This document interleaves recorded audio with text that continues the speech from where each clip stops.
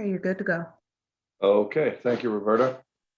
All right, good morning, everyone, and welcome to the reconvened hearing on the proposed merger between Canadian Pacific and Kansas City Southern, docket 36-500.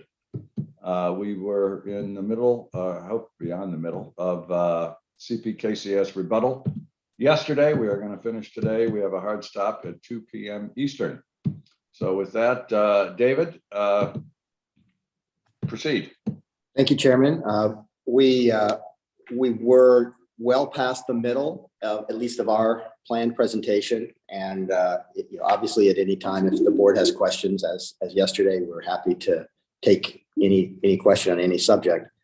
Where we left off yesterday, we were talking about the competitive constraints that will continue to apply within Mexico for traffic to and from Mexico, that will give the applicants, give CPKC incentives to preserve efficient interline routes that shippers prefer. And one of the major sets of constraints there is the ability of those shippers to choose other options, to put their containers on the highway, to choose other rail options, FXC in Mexico. And we wanted to continue that conversation really right where we left off. Recall at the end of yesterday afternoon, I pointed out a comment by Union Pacific's Lance Fritz about the ability of Union Pacific to truck intermodal traffic up to Laredo, put it on their trains in Laredo, and take it across their network in the United States. We have our next slide is a visual depiction of the ability of trucks to handle traffic between Mexico and the United States. And I think I'd ask Mr. Ottensmeyer to describe from his experience in the Mexican-U.S. transportation markets, how he sees this. Okay, thank you, David, and good morning again, Chairman Oberman and members of the board. Can you hear me okay? Yes. Okay. Well, as the phrase goes, a picture tells 1,000 words. This is more like a picture telling 5 million words. You can see the data on the lower, the table in the lower right of this chart. As I recall, Member Fuchs, I believe it was in his questioning of one of the panels, I believe it was BNSF, to ask the question 2 or 3 times, would you agree? Would you agree there is competitive traffic over the Laredo Gateway? You've all probably seen this photo or a version of it before. There is indeed competitive traffic over the Laredo Gateway. It is a very competitive market. It is a large market. It is a growing market, and it is dominated by truck. And you can see the rail versus truck market share. I won't spend a lot of time. I think the chart speaks for itself, and you can see the KCS actual or total market share. This is a hugely competitive market. We have invested heavily in Mexico on both sides of the border to develop what we think is a first-class intermodal network. Our ramps in Mexico, very similar to the quality and technology that's used in the United States. And we're very proud of the fact that we built a first-class intermodal network and are chipping away at this market. Some of our customers have referred to this Mexico cross-border truck to rail conversion opportunity as the last frontier in North America for truck to rail conversion. So the point of all of this, again, look at the market shares on the last line, a little bit of growth over the years. The market has grown, our intermodal traffic, our cross-border traffic has grown, but we still have barely 3.5% of the total market. And it is an extremely competitive market. Moving on, I'll go Pat, through. Pat, I'm sorry. This Yes. is Robert on that same graph. So can you explain to me, I mean, from 2005, 2021, you guys have jumped 0.3%. I mean, what do you see as sort of the barriers to growing more in those years? I mean, you talked about how you built that intermodal facility and others. I mean, even from across the freight lines, I mean, what's the catch on that? It's service, it's capacity, we are a wholesaler in the intermodal business. So that means that we are not dealing in most cases directly with the end customer, the cargo owner. Our customers are the IMC companies. And so we need our customers to commit capacity to that market. There are still barriers and I'll say beliefs and biases about the cross-border market that we are slowly trying to break down. And I'll tell you, I'll state it the way I have stated it many times. If you fly over Laredo, Texas, you will see millions of square feet of distribution, warehouses, cross docks, break bulk facilities. It's a warehousing and freight handling is a very big business in Laredo, Texas. If you think about what is actually consumed in Laredo and what is actually manufactured in Laredo, it's disproportionately large compared to Laredo as an end market. There are still a lot of shippers that have lived off the Laredo model. It's worked well for them, but it's basically truck in and out of Laredo, put it in a warehouse, take it to a cross dock or distribution center, and then reload a truck to take it to destination in Mexico. And as we know, anytime you add handling to freight, you add cost and you add time. But it just has taken a while to get shippers comfortable with shifting to rail. As we have success, as we add capacity on both sides of the border, as we reach new markets with the proposed combination with CP, I think we will be able to see further improvement in our ability to take market share off the roads and advance that truck to rail competition or that truck to rail conversion. Hey, member Primus, John Brooks here, if I can maybe jump in, Pat. I can tell you as we did our analysis on what we thought this truck conversion versus rail to rail conversion would look like for CPKC, I can tell you we started off, I would say, heavily weighted towards the whole notion of just creating this another option versus UP and BN and the existing carriers. And because of that, shippers would want to diversify their book, and we would be a natural winner in part of that diversification. I can tell you since that, although we still believe ultimately shippers want more options and they're going to use CPKC because of our service and reach that we will add to the marketplace that they only enjoy via those other carriers today, the amount of truck conversion above and beyond that we've since been able to identify in working with these customers, well, to the point of the statistics here is staggering. I do believe over time, diversity, just rail to rail conversion is going to be less of our success. And I think road to rail is going to be a bigger piece of the pie. And again, I think that excitement stems, and you heard it from a few of the shippers that spoke, Master Nardi in the produce area. As Pat said, it's kind of like a new frontier in some of these areas where I think the dry bulk goods have been just sort of a natural area for the rails to go after. But there's these whole other scope of areas, the refrigerated area and heated area in particular, that's kind of a new frontier of opportunity. And frankly, we can do that conversion. We do it well today across Canada and not even really impact, again, the volumes that our competitors haul in those same lanes. I'd like to jump in here. I'd like to break down some of the terminology here to make sure I understand it. First of all, the picture we're looking at, are these trucks coming in from the US to Mexico or vice versa? Vice versa. This is Mexican trucks going into the US.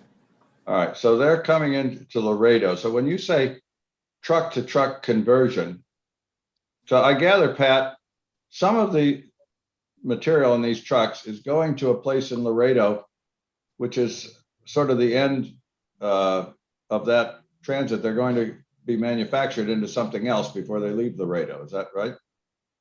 Not really. I mean, again, Oh, okay. there's I just thought that's what you were saying. no. Most of it would go into a warehouse or cross dock.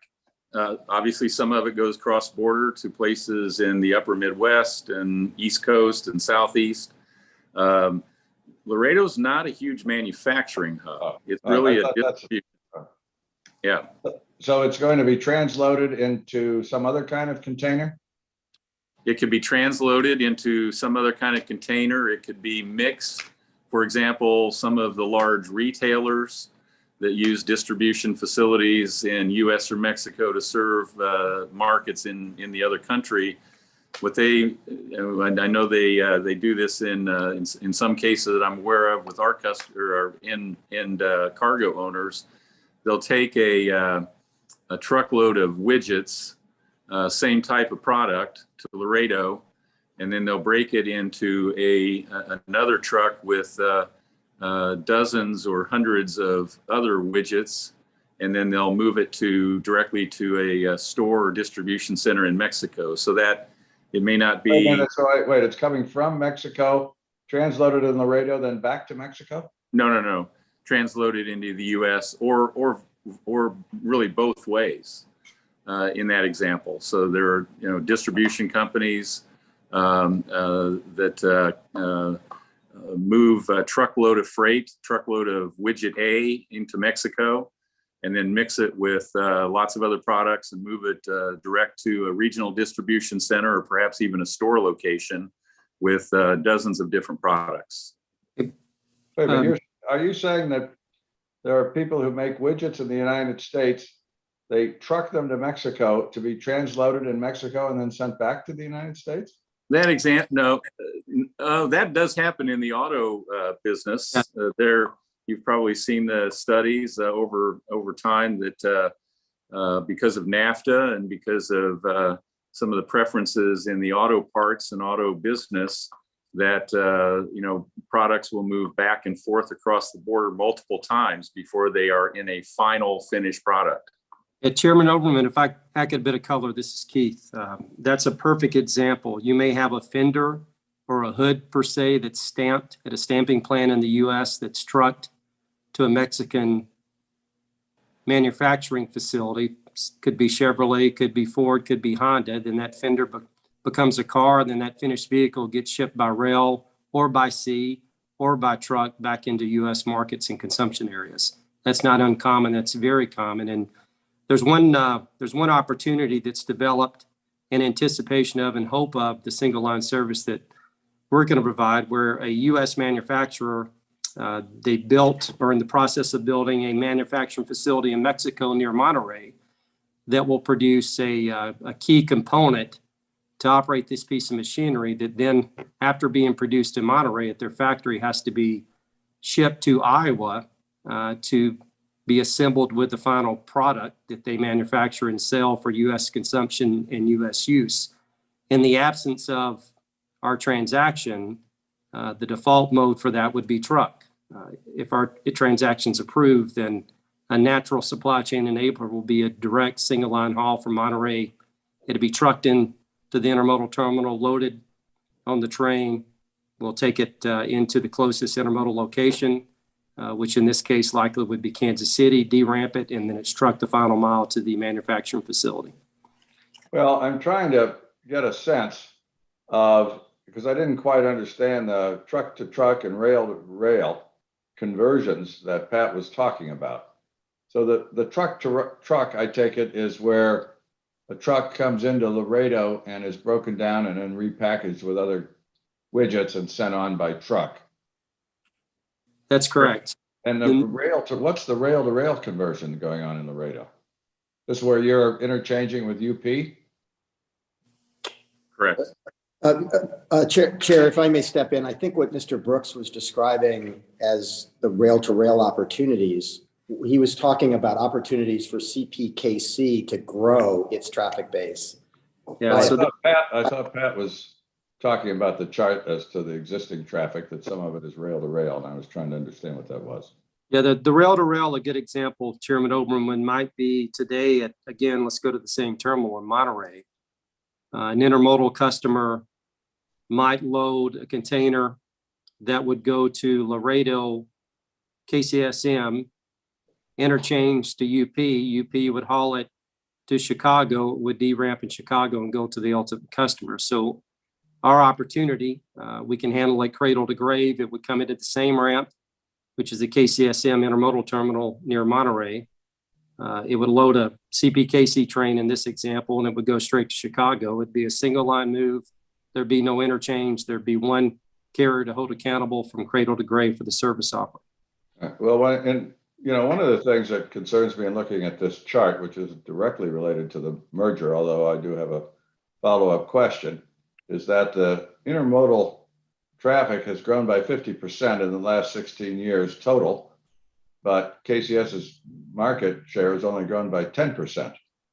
And, my understanding is that that's not atypical for the growth in intermodal nationwide and how much rail has been picking up of that growth. And I'm wondering why, as it has grown, Pat, that KCS hasn't been able to grow proportionately with the growth in overall traffic. I think if you look at the top line, Chairman Oberman, and see the total size of the market growth, if you look at what we described when we were announcing public earnings and results, our cross-border intermodal growth, just looking at growth of KCS's own traffic, has consistently grown in the low to mid teens. I call it 12 to 15%.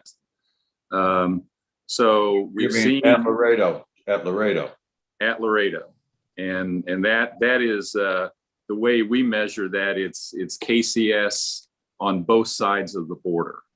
So it's KCSM to KCSR, vice versa. It does not include that 15%, 12-15% growth would not include traffic that we interchange with Union Pacific at the border. So we've seen the 508,000 rail containers is both you and what you interchange with UP. It would include that. This data, I believe, is yes, it would. Yes. All right. So yes. Do you know what the breakdown is of that 508? You have, well, your 9% is 9% of the national market, it sounds like. Is that right? Laredo is actually, I'm sorry. Yes. It's 9% of the Laredo market and 3.4% of all gateways, including Eagle Pass and all of the other options that, if you remember the map that I showed yesterday, over the other gateways that we don't serve. Well, now I'm confused. The line that says Laredo rail market 9%. That means KCS is handling 9% of the rail containers that are coming through Laredo. That would be all us and Union Pacific at Laredo. So Laredo market share would be the total of all containers, all railroads. Oh, I see. And that absolute number is 508,000. 508,000 containers. 508,000 off of a total market of 5.6 million. So Laredo total units includes truck and rail, 5.6 million, 5.1 million trucks, and 508,000 moving on rail. Okay. So the total 9% is how much of the Laredo market moves on rail versus truck. And KCS has 3.4% of the total Laredo rail market. No, Laredo total Laredo market is 5.6 because we're including truck and rail. You have 3.4% of all the containers, rail and truck together. All gateway. All gateway. There are 15 million truck and rail containers moving across the border both ways, all gateways from the US to Mexico. Oh, I see. Okay. So that 15 million, for example, would include Eagle Pass, which we showed on the map yesterday of looking at the alternative routings, is very competitive with Laredo. So all gateways refers to all Mexican gateways. All rail gateways, yes, all rail gateways on the US-Mexico border. And what I'm trying to figure out is, I'm sorry, that 15 million would include trucks. That 15 million would be all gateways between the US-Mexico border, rail and truck. all right. And of that 15 million, we know that 508,000 of it is on rail through Laredo. How much is it on rail through the other gateways? I don't have that number off the top of my head. We'll get it before we finish this session.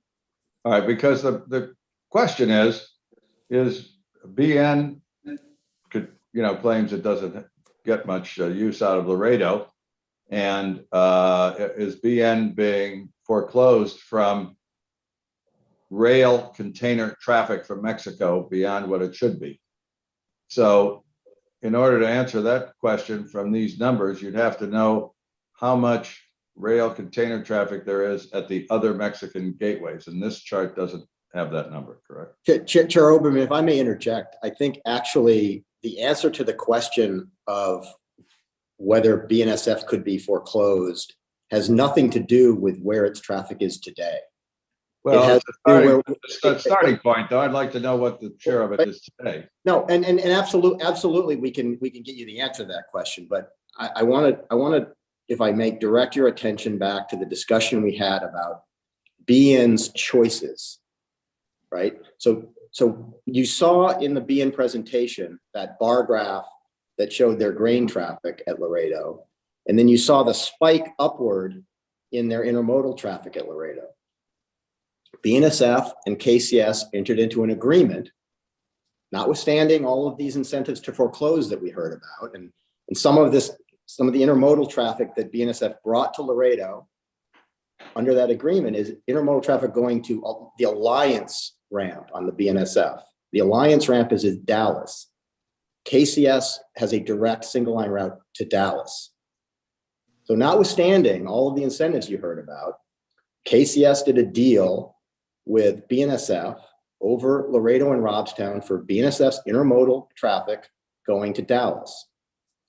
BNSF has chosen to move its traffic from other gateways. They came from, I believe, although I'm not certain of this, and Mr. Ottensmeyer may know more, I'm sure he does, from El Paso. They had a service over El Paso. They may have also had a service over Eagle Pass, that I don't know. So the question about whether they're foreclosed isn't how much traffic do they have at Eagle Pass today. It's that they've demonstrated that they can have traffic at other gateways tomorrow. And if you look at the confidential document that that was referenced in the presentation last week, that is a 3-page analysis of BNSF's options, you will see that the right way to look at this is not where are they today, but where could they be tomorrow? Well, that may be, but I'd like to know where they are today as a starting point so I could understand what how the market share is now, at least since the Tex-Mex deal. Understood. You know, what happened, I think you're suggesting, I thought, David, you seem to be suggesting that how BN has behaved in the last 16 years will tell us something about their potential for traffic in the future. So I need to have some sense of where we're starting at.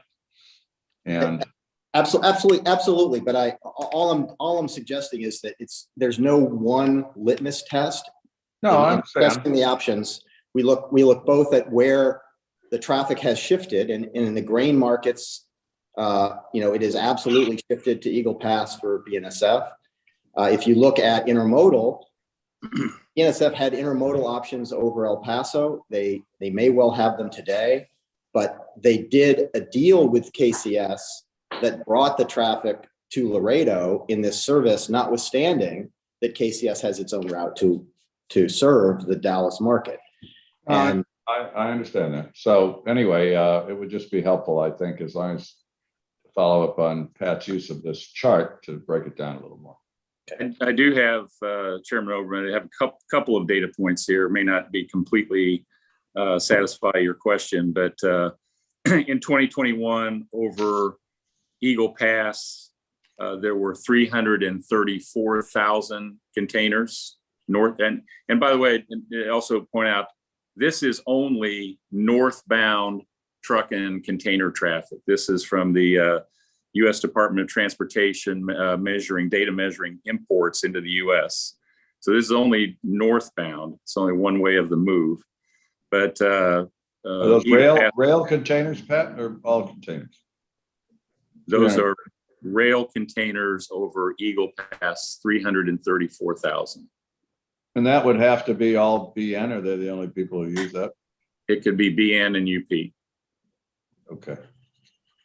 So should I compare that to the 508,000 rail containers that are going over? Yes. But we don't know how much of the 334 is rail. No, that's rail. That's all rail. Okay.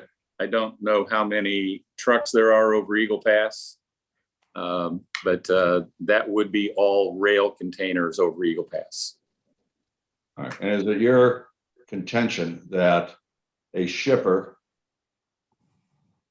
will, in Mexico, let's say the northbound traffic in Mexico, can pick and choose between Laredo and Eagle Pass? Are they competitive in that sense, or does it depend where they're going? If you remember the map going back to yesterday, the routes are very competitive. We showed a couple of different routing options from Monterey to Chicago, where the Eagle Pass routes were extremely competitive with Laredo. Again, this wasn't on the map, but I do have data here from the central region in Mexico, which you'll see in a minute, is where a lot of the auto and auto parts move, kind of where that triangle area is in deep into Mexico, called the Bajío region, around places like Irapuato, and you'll see on the auto plant map in a minute.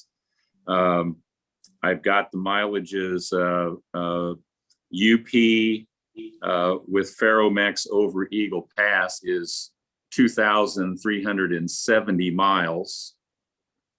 CPKC will be 2,337 miles, almost identical mileage from this area. Where to where? From this central Mexico. I don't have the okay. Look at Silao, look at Celaya, down where a lot of the auto production is in Mexico, to Chicago. So the UP Ferromex route over Eagle Pass and the CPKC routes are within 45 miles of each other. 2,370 on the UP FXE, 2,337 on the CPKC. Okay. All right, let's proceed. So yeah, just picking up on this again, just looking at the auto plants, and you can see some of the talking points on the left. We directly serve 10 auto plants, or 14 auto plants. FXE serves 16. I'll point out the two kind of in the center of this map on the dotted line. Those plants are actually on the KCS at a place called San Luis Potosi. There is a little bit, there you go. There's a GM plant and a BMW plant that they do technically have access to through trackage rights in Mexico. And in addition to the rail competition, particularly in central Mexico and even up around the Monterrey area, for autos, finished vehicles, there's a large number of finished vehicles that move out of Mexico, going to the ports of Veracruz, Manzanillo, Lázaro Cárdenas, which is not shown on this map, that's on our network, and Tampico, Altamira, that are then transloaded onto vessels that go all around the world, but primarily to the East Coast of the United States. And just a point of reference, based on 2021 financial data, KCS handled about 85,000 carloads of finished vehicles, and Ferromex reported 131,000 carloads of finished vehicles. So they actually have a bigger share of that market than we do. Are you saying, Pat, it's faster for finished automobiles manufactured down there in central Mexico to get on a ship and go, I assume, through the Panama Canal to the East Coast than it is to go on rail? No, they wouldn't, sir. They wouldn't go through the Panama Canal. They would go directly to the East Coast. They'd already be on the other side. So, I thought you were on a West Coast port. I see.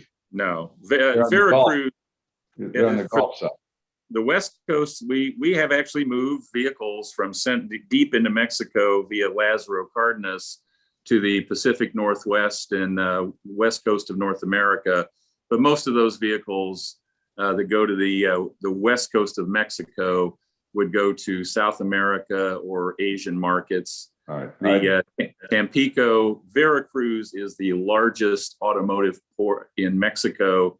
I think over 1 million finished vehicles, and a large number of those go to the East Coast of the United States. I see. I couldn't see the Gulf ports before, but Yeah. I see it. Okay, go ahead.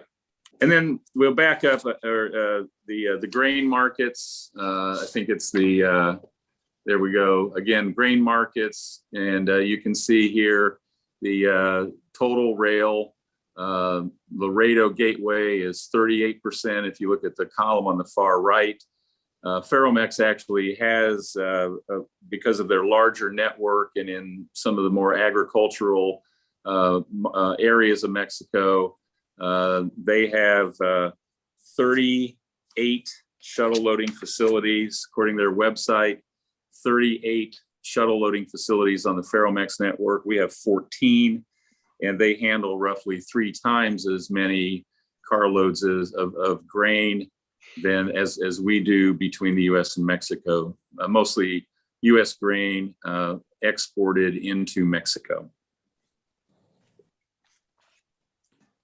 So just again, a few data points to kind of highlight a few of the comments, the facts about the Mexican market and how competitive those markets are for rail at the various border crossings with the US.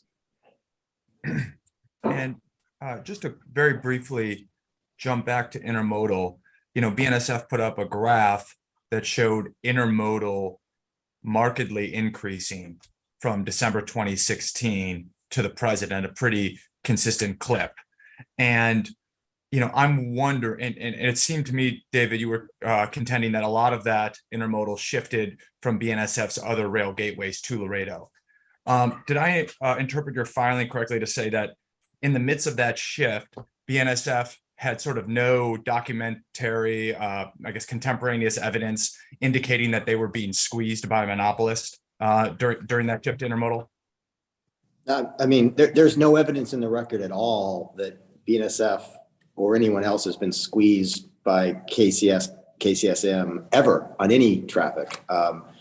There was a set of commercial negotiations between BNSF and KCSM, and I think you heard Mr. Ottensmeyer say last week that, or perhaps you didn't hear him say it, maybe he said it to me, that KCS had been taking the initiative trying to get more traffic to the Laredo Gateway from BNSF, and through these negotiations that contract was reached and traffic is moving. I think it's simply a matter of KCS wanting to build traffic with its partners as well as with its single line, just as CPKC will after the transaction. Thank you. Well, so I think you've heard a lot from us now on the competitive constraints that will affect, will bear on CPKC's incentives to continue to support efficient interline options, whether they're at Laredo or Robstown or anywhere else on the network. But I wanted to highlight a feature of Mexican regulation that that may have been overlooked in the discussion so far. If you could put up the next slide, please. Thank you.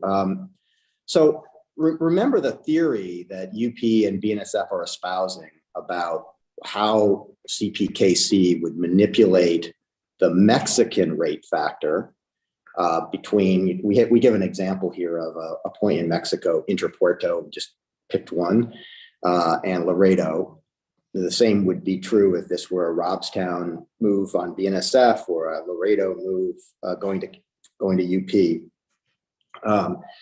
And then I just want to highlight one of the features of Mexican regulation that bears directly on the theory that UP and BNSF are espousing. So the theory is, right, we'll raise this Mexican rate through the roof and then give it back to the shipper on our single line service to Chicago, for example.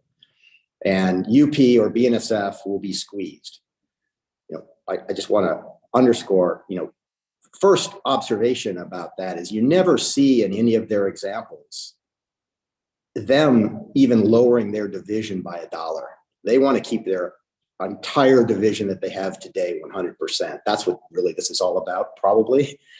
But setting that aside for the moment, you know, so the story is that this all happens on the Interpuerto Chicago lane.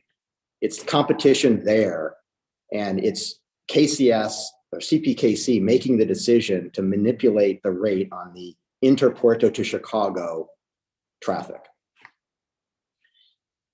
We've shown you why we have competitive constraints that would keep us from doing that. We don't want to lose the traffic, whether it's to the highways or to the Eagle Pass Gateway or to the El Paso Gateway or to vessels or anywhere else. But consider the effect of Mexican regulation. What Mexican regulation says about discrimination is that the Mexican railroad for traffic in Mexico cannot discriminate. The traffic in Mexico is the Interpuerto to Laredo segment. That Rule 11 rate for movement on KCSM is what is subject to the anti-discrimination principle. So for the similar traffic to what's going to Chicago that may be going to Omaha or Denver or Portland or Long Beach or anywhere served by UP and BNSF's Western networks where CPKC won't go, if CPKC tried to manipulate the Mexican rate upward, it wouldn't be able to discriminate. So it would have to raise its rates on all that other traffic too. And it would have absolutely no incentive to do so. And that's yet another constraint on this theoretical and very hypothetical mechanism that UP and BNSF are describing. David, let me ask you a question. When you say they have no incentive to do so, if these places in Mexico are sole served and they've got to get to Laredo to interchange with BN or UP going west, I mean, what's the shipper to do about it if KCSM raises its rates? What's the shipper's alternative? I think the basic economic principle here, and I think it's a real world principle, is that whatever constraints KCSM faces for traffic going to Portland, you know, whether it's from Interpuerto or anywhere else, going to the Laredo Gateway and then going to Portland or going to Denver, KCSM faces a set of constraints. In a hypothetical where its shipper is solely served and has no option, maybe there are relatively few competitive constraints. In a situation where there are other options, the highways, FXE, et cetera, there would be more options. The point is that this transaction isn't affecting any of those movements. And so whatever KCSM, presumably KCSM is charging whatever it thinks the market will support. And it would, if it could raise, it was sensible and consistent with its strategies of growing traffic and supporting traffic, et cetera, and making earning profits, it would raise the rate today if it could. The point is that in order You're saying the US section of it is not an incentive for all this other traffic because KCS doesn't go there. And if KCSM, in order to support this thesis of making UP uncompetitive over Laredo, it had to raise rates on a whole bunch of traffic where it knows that if it raised rates, it's going to lose to other options. It would be shooting itself in the foot. That's the point. Hey, David, if I could interject here a minute, could you, Cassandra, could you go back to the auto map for just a second? And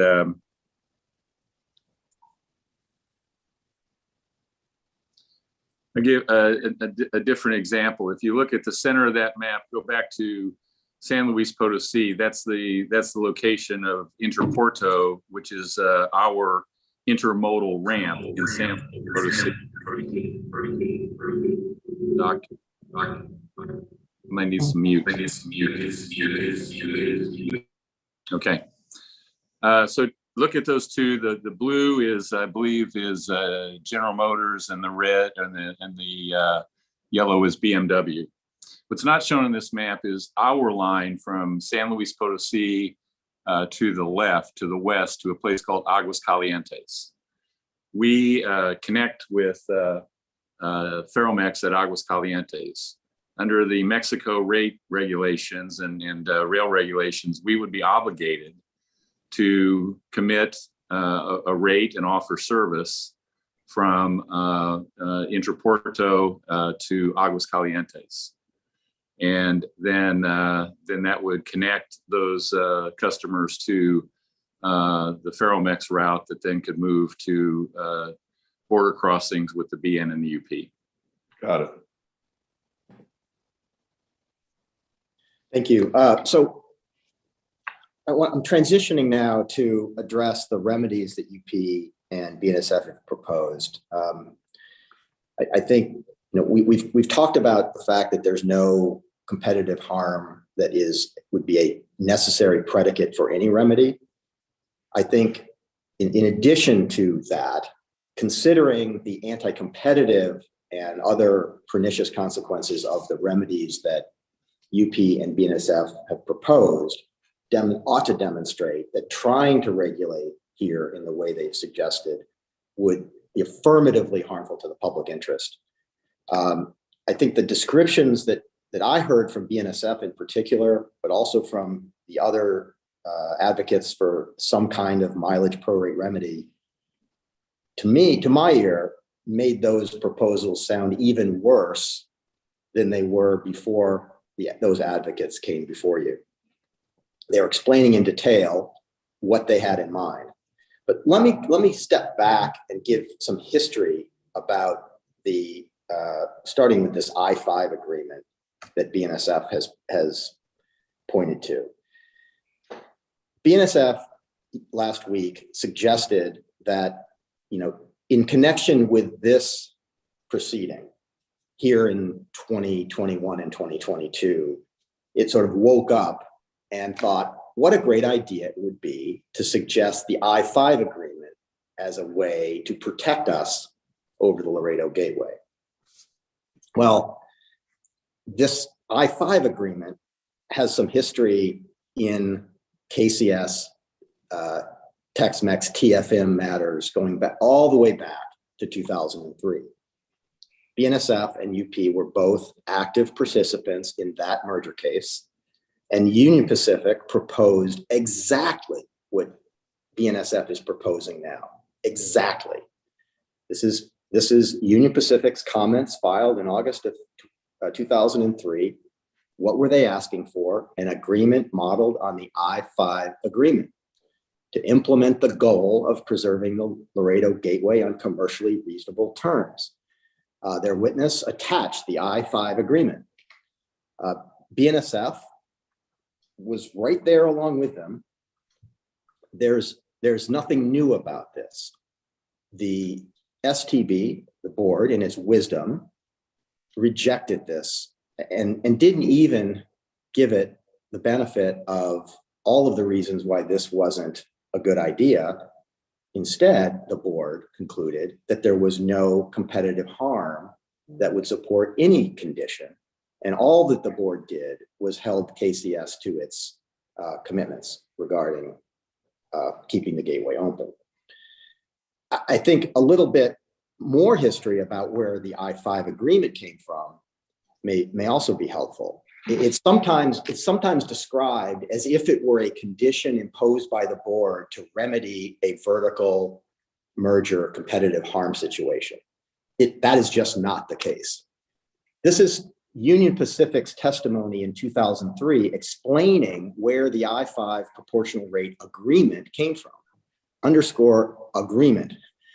It was an agreement between Union Pacific and BNSF, and it was entered into because Union Pacific, as part of an overall settlement agreement it was reaching with BNSF, was asked by BNSF to convey to BNSF a former UP line in Northern California.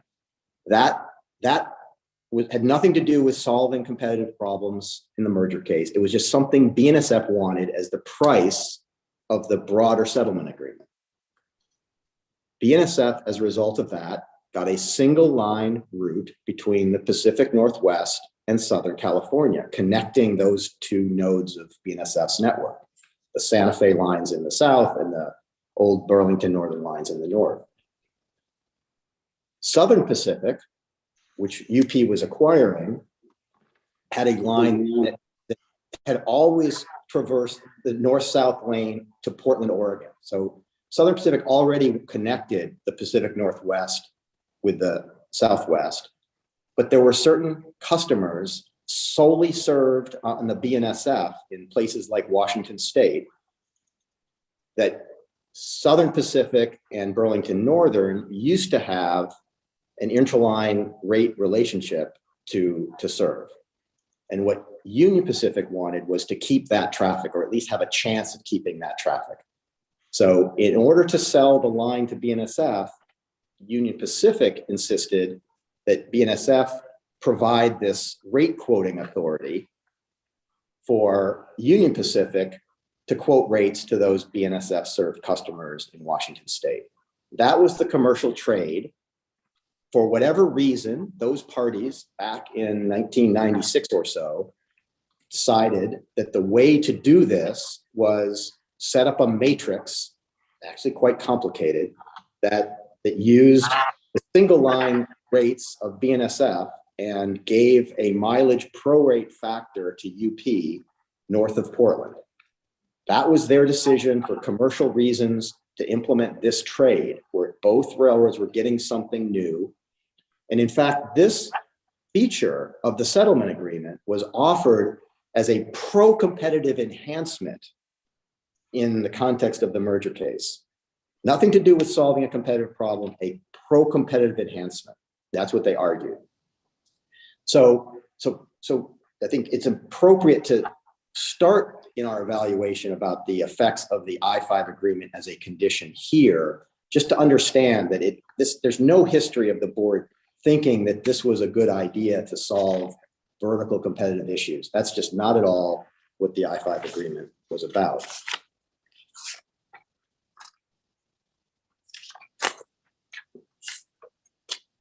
Now, Member Headland last week asked some very good questions about the implications of the UP and BNSF remedy proposals for Mexican regulation. And I want to point out, I want to try and walk you through how we see the implications of both of those proposals for Mexican regulation. So let's start with the UP approach. Okay. The UP approach is a little bit different from BNSF approach, primarily with respect to which party initially receives the rate factor that is a mileage prorate of the single line rate. Under BNSF's proposal, BNSF gets the factor, and then BNSF quotes a through rate. Under the UP proposal, the shipper gets a Rule 11 rate that then UP adds their rate to and deals with the shipper. Those are differences. But if you think about the UP approach, the rate solely within Mexico, the Rule 11 rate, is exactly what's regulated by the condition proposal that UP is making. They take a single line rate that KCSM is offering from a place like Interpuerto to Chicago. You do the math and you say, okay, X% of miles is Interpuerto to Laredo, multiply the single line rate times X% of miles, and you get a number of dollars. That is what KCSM must charge for the transportation solely within Mexico. That is regulating a Mexican rate, pure and simple. BNSF's approach, Mr. Nober tried to say, well, it's actually not really, because it's going to be a through rate, and the board always has had jurisdiction over through rates. Well, in the BNSF proposal, the rate factor that BNSF is given, in other words, the rate that KCSM is agreeing or would be forced to accept as the part of a through rate, is going to be capped at the same mileage prorate, times the single line rate. That's going to be regulating the rate factor for traffic solely within Mexico. I think Mr. Nober's point was that the board has regulated single line through rates, at least the US portion, in the past. And so maybe it would be okay here. I don't think we need to debate that proposition very deeply in order to recognize that that's not the end of the story. Both of these approaches wouldn't just regulate the rate charged on traffic moving from, whether it's Interpuerto or any other point, to Chicago. Remember the diagram I showed you a few minutes ago.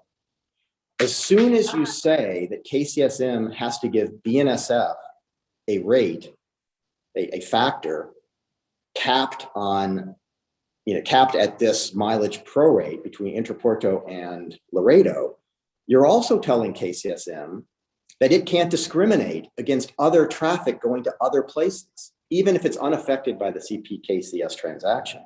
So remember, traffic going to Denver, or traffic going to Portland, or traffic going to Los Angeles. This mechanism would be regulating the rate, even if it's a Rule 11 rate that KCSM is offering to another shipper for that traffic. This would be regulating that rate factor in a way that I think is very much directly within the ambit of Mexican regulation over KCSM's transportation. So I hope that helps to frame a little bit the answer to the question Member Headland asked last week. So we spent a fair amount of time talking about the incentives that UP and BNSF have here to put forward an anti-competitive proposal of the sort that's being presented. Their interest is clearly in protecting themselves from competition, protecting themselves from having to negotiate over interline rates. And then, as we've shown with hard data, on day one, the application of this mechanism wouldn't just preserve existing rates. It would require that KCS reduce its rates for the benefit of UP and BNSF. It's not reduce its rates for shippers, but reduce its share of the interline overall through rate, subsidizing UP and BNSF and providing them, frankly, with a windfall that has nothing to do with this transaction. One of the interesting questions is, why do the shipper associations seem to adopt a similar perspective? I think that's a bit hard to explain, but my take on this is that there are probably several overlapping explanations for the position of the two shipper or the handful of shipper organizations that have come forward. Notice that you haven't heard from actual shippers about whether they're actually concerned about any of the kind of foreclosure arguments that UP and BNSF are making. To the extent you've heard from shippers, you've heard that they want single line rates. They want to see this new option created. And in Bartlett's context, very specifically, they've never seen a sign of gateways being shut down over Laredo, contrary to the theory that all of these parties would suggest. I think there are probably, several explanations. Number one, remember this rat tail diagram that Mr. Moreno put up on the screen. This is the standard rat tail diagram that every advocate for rate regulation has put forward in the context of regulating rates, regulating bottleneck rates, keeping gateways open, really since the beginning of regulatory time. There's no secret if you read the comments of these shipper organizations that their first interest, before they get to the actually preserving gateways affected by the transaction, before they get there, what they say the board ought to do is force all gateways open, have completely open access across the rail network. And, I'm not sure I fully understand why they think that would be a good idea. I personally think that ignores the history of railroads becoming more efficient over, driving traffic to the efficient gateways and building their services and investing around those efficient nodes on their networks. I think the history of rail mergers and the history of the rail network would suggest that that's really what has been in the interest of most shippers. But we can leave that debate for another time. That's not really a merger debate. And I don't think the position of the shipper associations is really about this merger. They have a long-standing interest in, number one, this sort of revisiting the board's bottleneck rate-making rules, which aren't made up by the board. They're really statutory, and the board has interpreted the statutory framework in the bottleneck cases. That is what it is. Alternatively, and this may be the other thesis for why the shippers are here, shipper organizations are here, excuse me, is that they have been fighting a fight before the board for many decades to try and simplify rate regulation.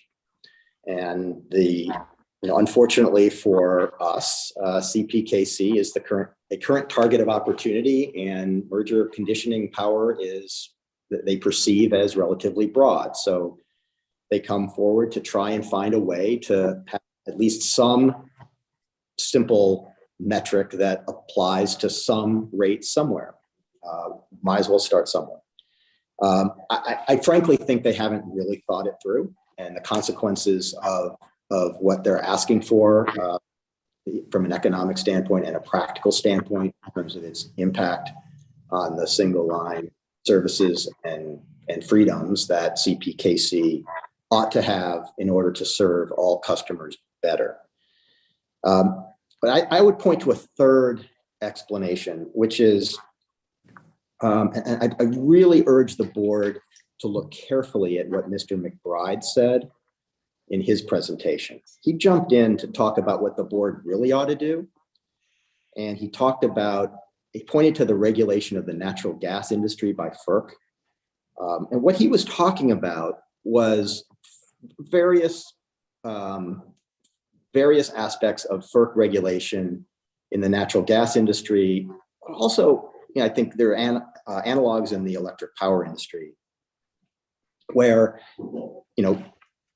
in the context of electrons and natural gas molecules, which, very different from moving rail cars across a rail network. And we could get into a very long discussion of all the ways that's so. But in the context of these sort of undifferentiated natural gas molecules and electrons, and then in evaluating issues in the industry relating to natural monopolies and vertical integration and issues of that sort, there has been regulation of a general form that involves an unbundling obligation where a vertically integrated party is required to treat its affiliate that's either upstream or downstream as if it were independent, and have that affiliate like ignore the fact that it has, you know, a financial relationship with the upstream or downstream partner, and to just treat all connecting, whether it's pipelines or you know, generating plants or what have you, completely neutrally. That's what Mr. McBride's talking about. That's what he wants. He wants every railroad to just treat every connecting node, every partner at every connecting node completely neutrally, even if it's their own network across a gateway or across an interchange point or across a terminal. So the consequences of that in the railroad industry, I submit, are well established. It's an entirely anti-competitive outcome. And we know that because it's been tried in the past and it has been rejected after experience. So this is exactly what the DT&I conditions required when the board, the ICC, many decades ago, imposed them as a standard protective condition for all mergers that were going to affect the potential flows of traffic across gateways. And they did it to protect, to sort of freeze in place the traffic opportunities for every connecting railroad. I don't really know all the reasons why the board thought that was a good idea, but I think the impetus was to make sure those carriers could stay viable and not lose commercial opportunities. But scroll forward to the early 1980s, and not just the ICC, the Department of Justice, the railroads, and shippers all came to the conclusion that these DT&I conditions were throttling competition. They were preventing railroads from offering single line rates that favored the efficient single line route, that drove traffic to efficient gateways, that supported new investment and new services, because the railroad was required to treat every connecting railroad as if it was itself. Everyone had to be unbundled. It's exactly what Mr. McBride wants to return to. And the history shows that that is a terrible idea. It would defeat the purpose of this new single line opportunities that CPKC would bring to the market.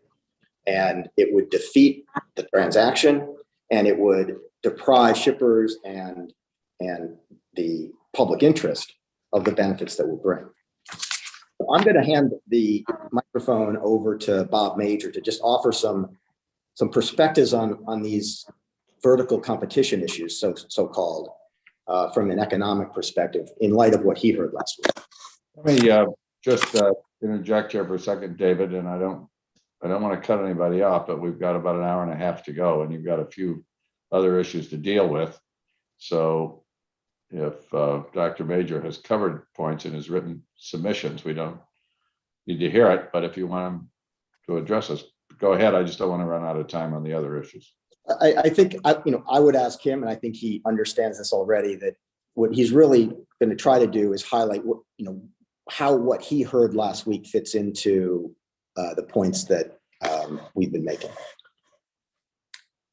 Yeah, thank you. And in that vein, I wanted to start with what you heard from BNSF's economists and from UP's lawyers. And it was a characterization of our argument as a one lump theory. And that's part of an attempt to portray the board's past decisions as unfounded in modern economics. That's not right. What we said last week, and what we've said throughout this proceeding, is that modern economic theory is embodied in the vertical merger guidelines. And those identify two elements, incentive and ability. We've used two hypotheticals to illustrate these two elements. And we do that by taking the extreme cases one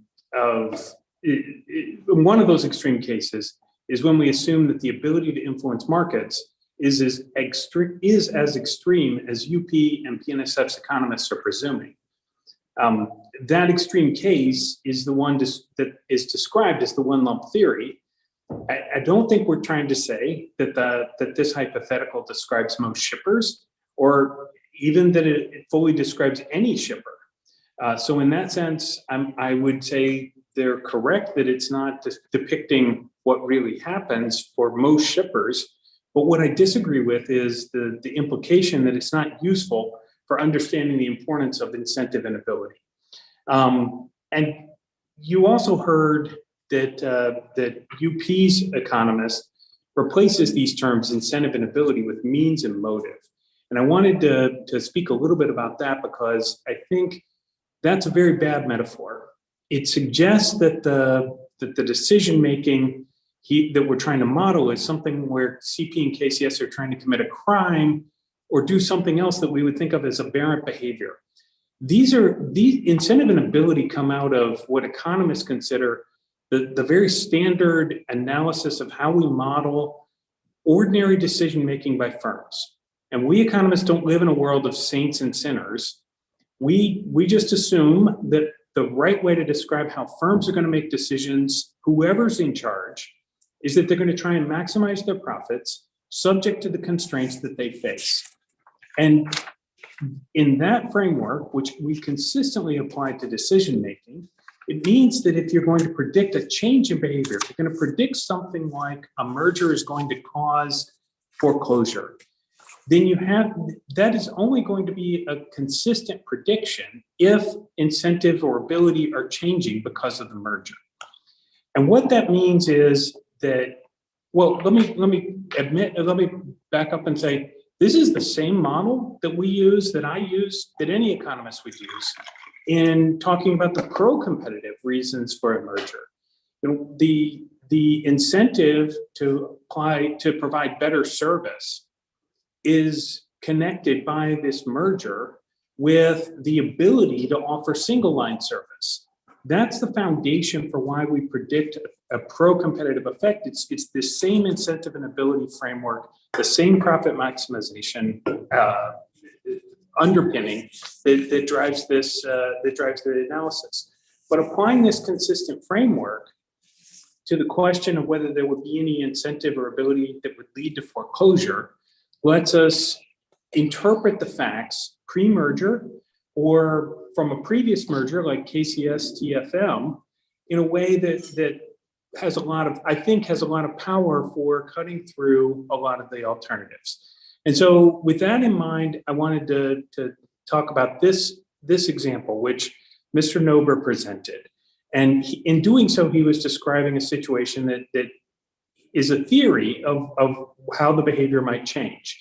And if you remember, he talked about a situation where the competitive situation had generated a market price of $1,000 with a division of $600 to railroad A or B and $400 on the Mexican segment, the part in red. And he said, if we can go to the next slide, a merger happens and that allows the division on the Mexican segment to go to $500 for both A and B. What he didn't label was that the shipper on railroad B would now be paying $1,100. Now, this is where we start to break the consistency part of an economic theory, because whatever competitive pressures had driven railroad B to be offering $1,000 to that shipper are still going to be there. And assuming that railroad B is going to pass on the full $600 that they used to earn is just breaking that consistency of the assumption. What would really happen is that railroad B would be subject to the same competitive pressures. They'd change their division. And so instead of earning $600 here, they'd earn $500.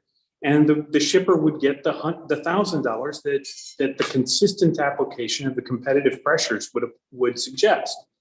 So if we go back to where this started and return to the next slide, we see the setup from the example.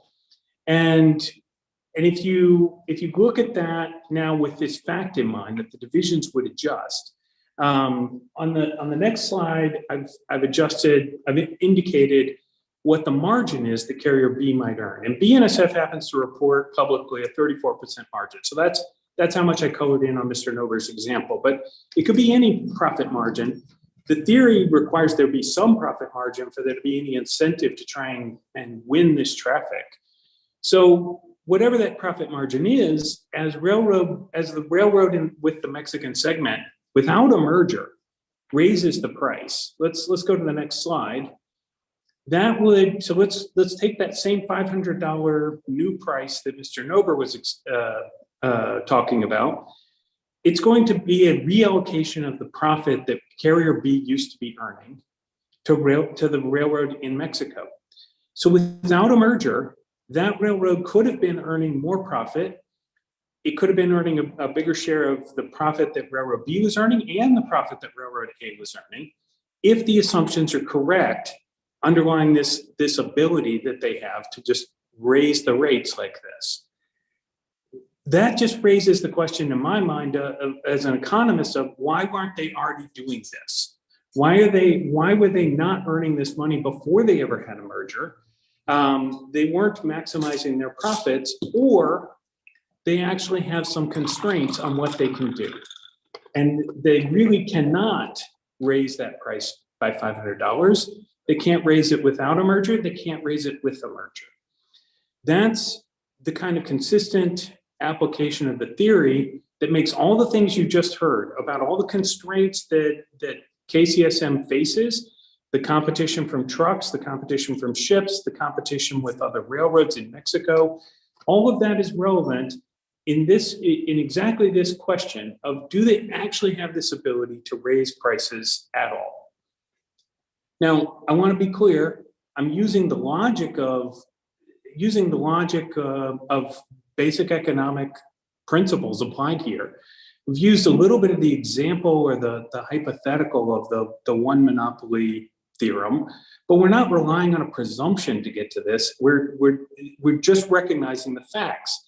And the facts here are that there's never been any instance where one of these end-to-end railroad mergers has generated foreclosure. It's not a presumption to recognize that fact. It's not dependent on some outdated theory or approach to economics. It's just the normal application of economics to these facts that generates the prediction quite confidently that there's no likelihood of an anti-competitive vertical foreclosure in this industry. Now, you did hear UP's lawyer claiming that their economist had proven that some kind of foreclosure was likely just because there's uncertainty in this industry, and a claim that he'd fit a model to the data in the industry. Now, my reply report talks about that. It explains why that's not right. I haven't seen anything more from their economist on this. But what I wanted to make clear to the board is that the model does not really depend on uncertainty. The model depends on an assumption that railroads are limited in making interline agreements to posted prices, that they have no more information about what the shippers want than a grocery store setting the price of bread in their aisles. That's not how it's done. There's negotiation between the shipper and the railroads, and between the railroads involved in an interline movement. If you don't model that, if you instead assume this very limited form of pricing, it binds what the railroads can do in an interline movement, instead of reflecting the complexities of this arrangement between all three parties, then you get a tension that drives his model. But that tension doesn't fit the reality of the railroad industry. It also doesn't fit the model also doesn't fit the reality of the railroad industry in the way that it allows for a pro-competitive effect. It has one mechanism to do that, which is it's technically called the elimination of double marginalization. That's not the creation of single line service. So it assumes away, the model assumes away the one way that a railroad merger, an end-to-end railroad merger, has historically been seen to actually have pro-competitive effects. And it assumes or allows for pro-competitive only in a way that it doesn't really apply to the railroad industry. So to really explain why this is critical, the last thing you heard from them was that that this model had been fit to data. And the data that it was actually fit to, you heard an example, is the share of that CP earns of movements to Chicago, for example. That the model uses that share to identify how much a customer would like or how many customers would choose that product if it doesn't change. So by assuming that it cannot change, he's actually getting the importance of this fact that he says fits the rail industry exactly backwards. Now, I also wanted to speak a little bit about the proposed remedies. And in terms of the remedies to this non-problem, I think the most telling fact is that the railroads happily endorse the positions of certain shipper organizations and support regulation they would ordinarily see as bad for their ability to compete. That's not just an opportunity to enjoy some irony. Unfortunately, it's economically consistent with a sincere belief that this sort of regulation would impede competition. It makes economic sense that UP would be happy to see CPKC competitively handicapped with this sort of regulation. And likewise, that BNSF and CN would be happy to see CPKC's competitiveness handicapped. If the regulation is only on CPKC, then UP and BNSF are free to absorb all the discount of Mexican divisions, a dynamic I don't think the associations have considered. As I showed last week, the asymmetrically applying this regulation would amount to a subsidy of CPKC's competitors to be paid for out of CPKC's Mexican rates and would discourage competitive pricing by CPKC. It's not a step toward a better future for shippers. And UP tried to say that this would be only known by shippers, right? They're the only ones who would know what this division in Mexico would be after the regulation. But it's entirely predictable what the effect of the regulation is going to be. And you would expect that they would incorporate that into the divisions that they offer.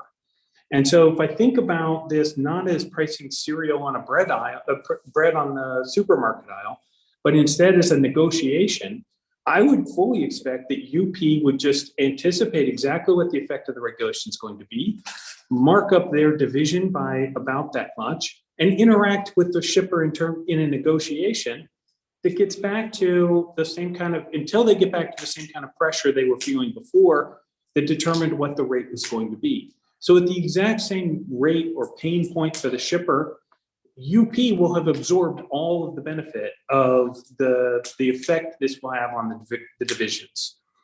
They don't need to know what it is. They need to know what it's likely to do and then engage in negotiations to get there. So the other part of this they made was that they claimed that UPP, the upward pricing pressure that I was identifying with the regulatory scheme they have in mind, was inconsistent with the one lump. And as I've said, that's not really relevant. That's not the argument that we're relying on in analyzing the foreclosure incentives. But I think what they may be meant to be arguing was that, to ask a question that Member Fuchs has been asking a lot of people: how can the price go up on competitive traffic? And I want to be clear that in what I was presenting last week, I was not predicting that, I was not trying to work through the entirety of the price setting. I was modeling the impetus to change competitive behavior, the upward pricing pressure. And the tax means that CPKC's response to competitive pressure would start at a higher point. I'm not trying to model out all the factors that apply to pricing of specific commodities from that point. But eventually, it would hit a level where they have to ask if new single line service or the discounts they could have offered to win business with that service are worth the consequences this tax and subsidy system would impose. And all along the way, before that point, they're going to face the upward pricing pressure, which is going to be a disincentive to offering shippers more. It's going to be a dampening of the competitive opportunities of this merger. BNSF's economists noted that there's some decrease in the amount of the tax as single line rates decrease. But that's like arguing that you would choose to earn less income because taxes are higher at higher income levels. It's not a full picture of how a tax works. Finally, I wanted to note that BNSF's proposal, they described it as market-based, and they really defended that on the basis of how complicated it could be. But what they described is that it could have different grids for different commodities or for changes in services. What they didn't describe was who's going to be responsible for making all those changes to keep it consistent with market outcomes. As a regulation imposed in a merger condition rather than a commercially negotiated agreement between two railroads, the terms would be set by the board. And any flexibility would mean a new proceeding to adjust every tiny detail whenever a change in the market makes that flexibility necessary. And there are a lot of details. This I-5 prop rate agreement is a complex agreement. It's a 56-page document. It has an example in it of how one of the grids would work that has almost 2,000 cells. That's like 80 rows to accommodate 31 different combinations of car types and car owners, 24 columns to accommodate differences in commodities. It has a really complex process built into it for adjusting that. That's just one of the many cells that would be needed, many grids that would be needed to accommodate different origin and destination pairs. At the end of the day, the only thing that's going to be market-based about a proposal like this is that it's going to tie the rate they want to have regulated, the division in Mexico, to a rate that CPKC wants to set competitively, the single line service. And that's exactly what I've modeled and what I described before as creating that tax system. And that's really, at the end of the day, what's going to happen with either one of these proposals is that it's going to amount to the tax and subsidy system that disincents competition and competitive pressure. And that's how you ought to be interpreting this, despite what you've heard from their economists. Thank you very much. And I wanted to highlight one point that went by pretty quickly in what Bob was saying about the work that Union Pacific's economists did in this case. And he didn't show up last week. Don't know why. But what Bob was pointing out was the so-called analysis or study or whatever UP wants to call it, that suggested that there would be foreclosure. What it did was it said, is CPKC going to have to foreclose in order to attract traffic to its network? Given what we know today about what percent of shippers choose CPKCS options today. And so if you assume that CPKCS interline options are what are going to be in the market tomorrow, and you ask, how does CPKC get from almost 0% market share for intermodal or automotive traffic going to Chicago to some higher number? Well, it must be foreclosure. That's just assuming away the merger. The merger is going to create a better product that will attract that traffic. That's how the market share goes up, not foreclosure. And so I think there's just, it all falls apart. It's a house of cards that collapses once you understand that the transaction is actually going to be improving the alternatives available. So I want to transition now to talk about the commitment we've made and how it fits into this. I think what I would suggest that the board ought to do when it evaluates these issues is conclude, as the board did in 2004, that there's no competitive harm to remedy, that no condition is needed, period. We do accept that the board we'll see that we've made commitments around this issue, and we accept that the board will hold us to those commitments. And we are prepared to talk about in more detail some of the questions the board asked us last week about exactly how we see our commitments playing out with individual shippers who, if ever, have a concern about a gateway option having been taken away. We can happy to discuss that. But the primary thrust of what I want to bring to the board's attention now is that we are, as we said in our application, in Mr. Brooks's original testimony, and in our entire discussion around this issue, we have no interest in forcing the board to be the adjudicator of last resort on whether or not we've lived up to our commitment. We are going to live up to our commitment. KCS will remain bound by its agreement with Knit League to arbitrate these kinds of disputes to the extent they relate to the KCS Tex-Mex TFM transaction. And the additional commitment we're now making, and I'll communicating here, is that we are prepared to arbitrate claims about allegations of gateway closure with our shippers.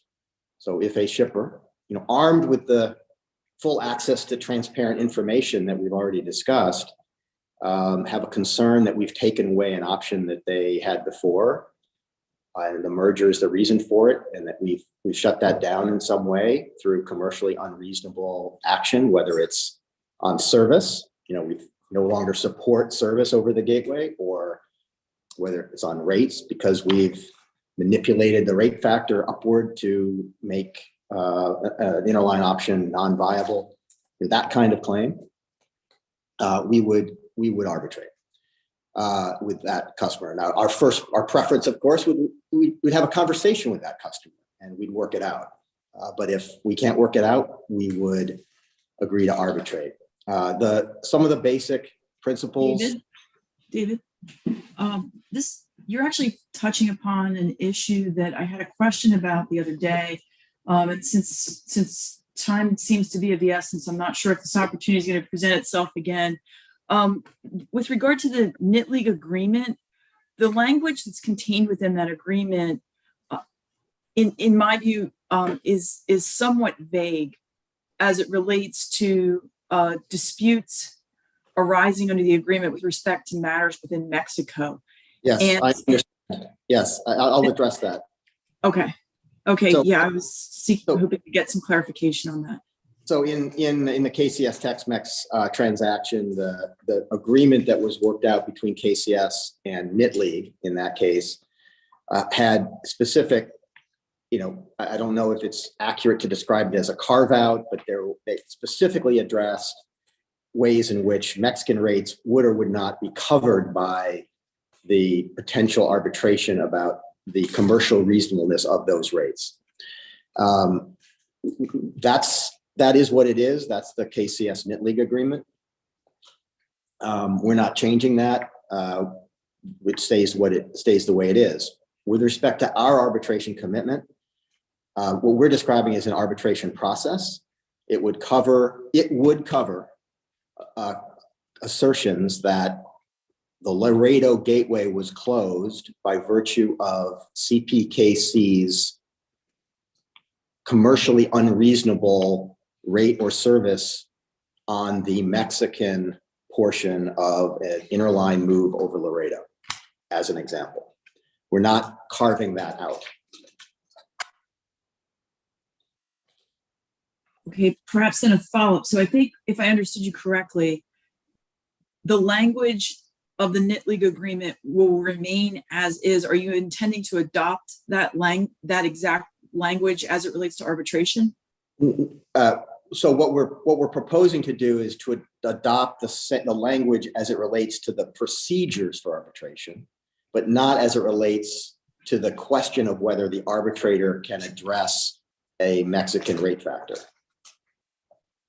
So we will put in front of you the exact language that we're proposing. And it will be very familiar.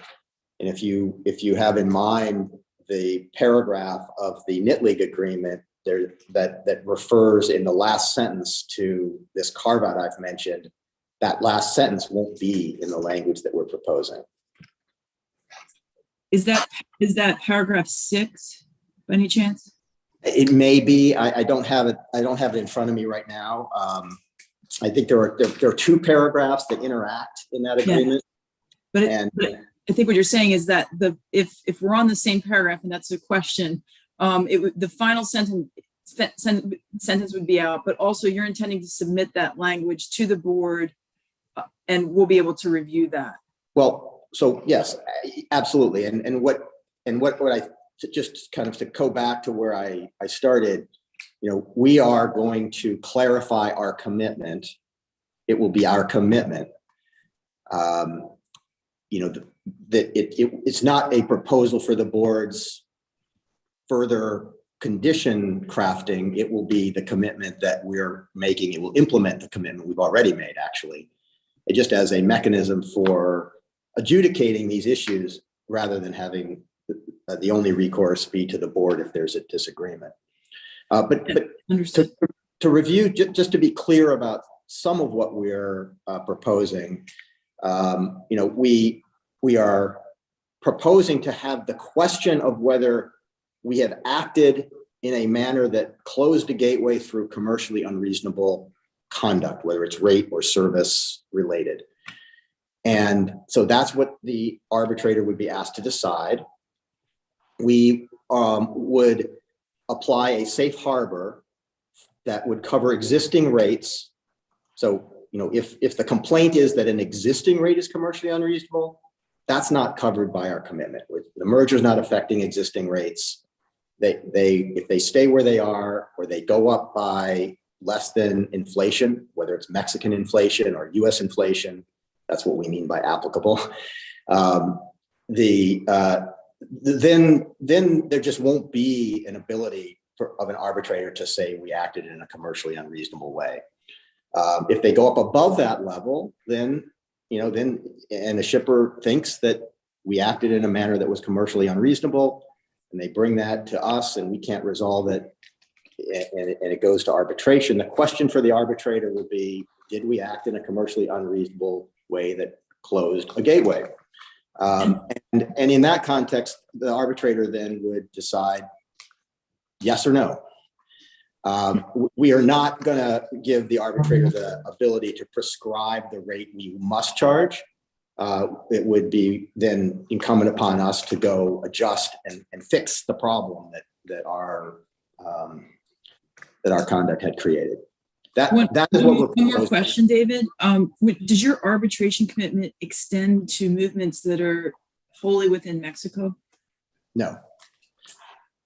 So a movement wholly within Mexico, no, let me back up.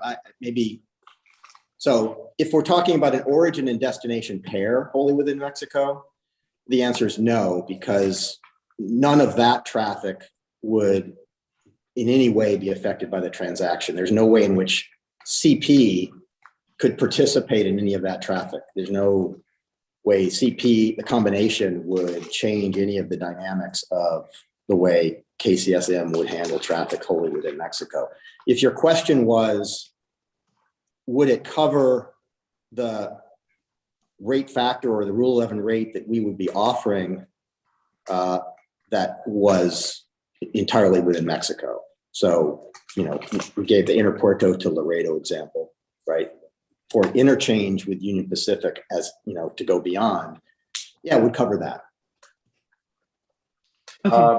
Let me interject here a couple of points. We can, I've just learned, go at least until 2:30. Chair Oberman, we've just lost your audio. Sorry, we can continue to 2:30, but David, we're going to have to move more quickly. We're never going to make it by 2:30. We really have to finish today. I just have two questions on your arbitration proposal. Has any party agreed to this, or is this something you're offering? Without disclosing the specifics, we undertook to offer this kind of or a form of arbitration remedy with a variety of parties, and there was not interest. But we are making the commitment to respond to the board's interest in not being in a position to address these issues if it's not necessary for them to come to. You're saying that you're making an open-ended offer. If we put it into the conditions, if we approve the merger, and someone who up to now has said, no, I'm not interested, came forward and said, I want to arbitrate, you'd be willing to do it. Right. So every arbitration requires an agreement to arbitrate. That's what it's well established. And what we're going to be putting out there is essentially our end of that agreement. And we won't revoke our offer. Anyone who wants to take us up on the offer will have the necessary agreement to put this in front of an arbitrator. Got it. The other question I had is that the things that you would not cover by arbitration that you indicate, I don't want to list all the points you said would not be covered, existing rates and so forth. Do you see any mechanism for a person to challenge those rates through any other mechanism? In other words, the arbitration offer doesn't foreclose somebody using any other available mechanism if they can meet whatever the tests are. I would say the principle of the CP KCS merger proposal we're putting in front of the board is no foreclosure anywhere. No, we're not suggesting that we're creating any kind of exclusive route for challenging a subset of rates. I mean, whatever mechanisms are available to a customer or anyone else to challenge a KCS rate factor today or a CP rate today, none of that changes as a result of the merger. And one way as to certain categories of rate challenge options that we are making a commitment not to use your term foreclose is in that bottleneck rate issue that we talked about, which is related but different from this gateway commitment we're making. But no, we're not. There's nothing exclusive about that remedy. If they want to go to the board or to the Mexican authorities or what have you as to an existing rate or a new rate, nothing about this takes that away. All right, and is the arbitration commitment applies to all gateways, not just Laredo, is that right? It applies to anywhere, any interchange point, or gateways and interchange points are used somewhat interchangeably. It applies to any interline option that as to which the transaction is giving the combined company a single line or longer haul than Let me suggest that in your final brief, you make this extremely explicit as to what it covers, where it covers, and what it doesn't cover, so we can evaluate it, because we're doing this somewhat hurriedly, and there'll be a number of aspects of this that I could imagine having questions on, which I can't even think about for the moment, and also would take up the rest of the time. But it's a pretty important, and this is a concept, and what you're saying, I gather, is to sort of summarize your position. The applicants reject the proportional rate idea entirely.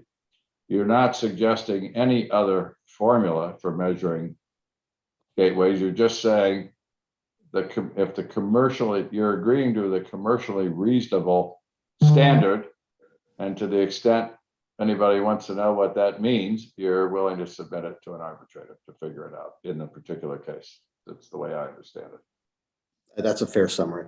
Yeah. Okay. All right. If there are any other, Patrick? Marty, yeah, very quickly, just so I can get at the definitional question. I think, David, the reason you all need to have the definition structure like that as opposed to providing a list is because it's not going to be just a list of locations, because if KCS or CP goes through one of those locations, but can already go origin to destination today, then that is not covered by this agreement. It is only the routes in which they will be newly single line or longer, right? So, and that's why it's a little bit more complex than just providing a list of 11 or 15 places, because you Right. really have to go origin to destination pair by shipper. Exactly. And you remember I showed that chart relating to the Mexican regulation issue, just to take an example, right? So there's interline traffic, and I'm not representing that there currently is interline traffic in any of these pairs. I'm sure there is, but I'm not certain of it. From Interpuerto through Laredo to Los Angeles. Our commitment doesn't cover that. Just doesn't. We have no extended haul, no new single line service to Los Angeles. The transaction is totally unrelated, even though it's Laredo. But Laredo, Chicago, yes, we go to Chicago. KCS doesn't. So we'll be extending the ability of combined company on that route. And so our commitment would apply to that gateway for that traffic. I would say, just consistent with Marty's point, Chairman's point, and also Vice Chairman's good questions, I too would like you all to really clearly specify the new shipper versus new shipment issue, because I heard two different terms in the response, in which to me could mean different things, right? Because you could have an existing shipper that may have new shipments, or you could have a newly located shipper that never saw an interline rate with two separate quotes, and so they have no experience with that pass. So I would just encourage you all to put that in your final brief with clarity. And also, I think I was following the discussion about Mexico. I think I understand, but to the Vice Chairman's point, I think the last sentence in section 6 of the Knit League agreement in Tex-Mex, it is a little bit unclear. So if you can sharpen that, that would be great. Points very well taken. And, I have experience. Mr. Mullins and I were exchanging correspondence about that precise Knit League agreement at the time. And he and I had a disagreement about what it ought to say. And I think I'm going to prevail on this when that sentence is coming out. Okay. All right. So let me move past vertical competition issues now, and there are really just a handful of things we wanted to cover with the board in the remaining time we have. There are just a few issues that came up last week that we wanted to come back to, and if we could put the next slide up. The first of those is the issues around the TIH tariff, the CP TIH tariff. And I really just want to highlight a handful of key points. First of all, it's absolutely not a competitive issue. CP and KCS don't compete for TIH traffic today. This is not an issue of competition going away, and therefore now, the constraints on KCS changing its tariff disappear, and that lack of competition will support the change. This is entirely the kind of discretionary change that any railroad, any seller in a marketplace would make. And if CP decides to change KCS's TIH tariff, that's the kind of marketplace change that could happen anytime. What I think is clear from the comments that we heard, particularly from Mr. McBride, is that this is a complaint, another complaint about pre-existing issues. Mr. McBride made clear his belief that CP's tariff is flat out illegal. It's been in the marketplace for a number of years. And I just want to underscore, it's not at all, that tariff is not at all designed to demarket traffic. CP handles a lot of TIH traffic, and others on this call can speak to that if you're interested. And what the CP tariff is it's a starting place for what ends up happening, which is negotiation with customers around the issues of insurance and indemnity and responsibility for potentially catastrophic consequences that aren't the cause of CP. If it's the cause of CP's negligence or CP's behavior, none of this issue applies at all. It's really just a question of, who bears responsibility for potential consequences that may be a motorcyclist driving into the side of a train and causing a derailment on a dark night or on a frozen road. And, nothing to do with CP. Why would the TIH release occur in that circumstance? It's because there was a TIH shipment. And who was responsible for that? Well, the shipper was responsible for that. That's really all this is about. But coming back to the point about Mr. McBride's position that it's flat out illegal, he points to Agrium's challenge to the rate and talks about what he views as a very well crafted Agrium complaint. Well, CP resolved that complaint with Agrium. Agrium isn't here before the board complaining about CP's TIH tariff as it applies to them. I think really the notion of regulating CPKC's TIH tariff setting merely because CP and KCS are coming together to form a single network is not supported by any merger related harm, for one, but second would be a terrible idea. First of all, if the issue really is that CP's tariff is illegal, there's nothing about the transaction that will preclude anyone, including Mr. McBride and his clients, from challenging the tariff.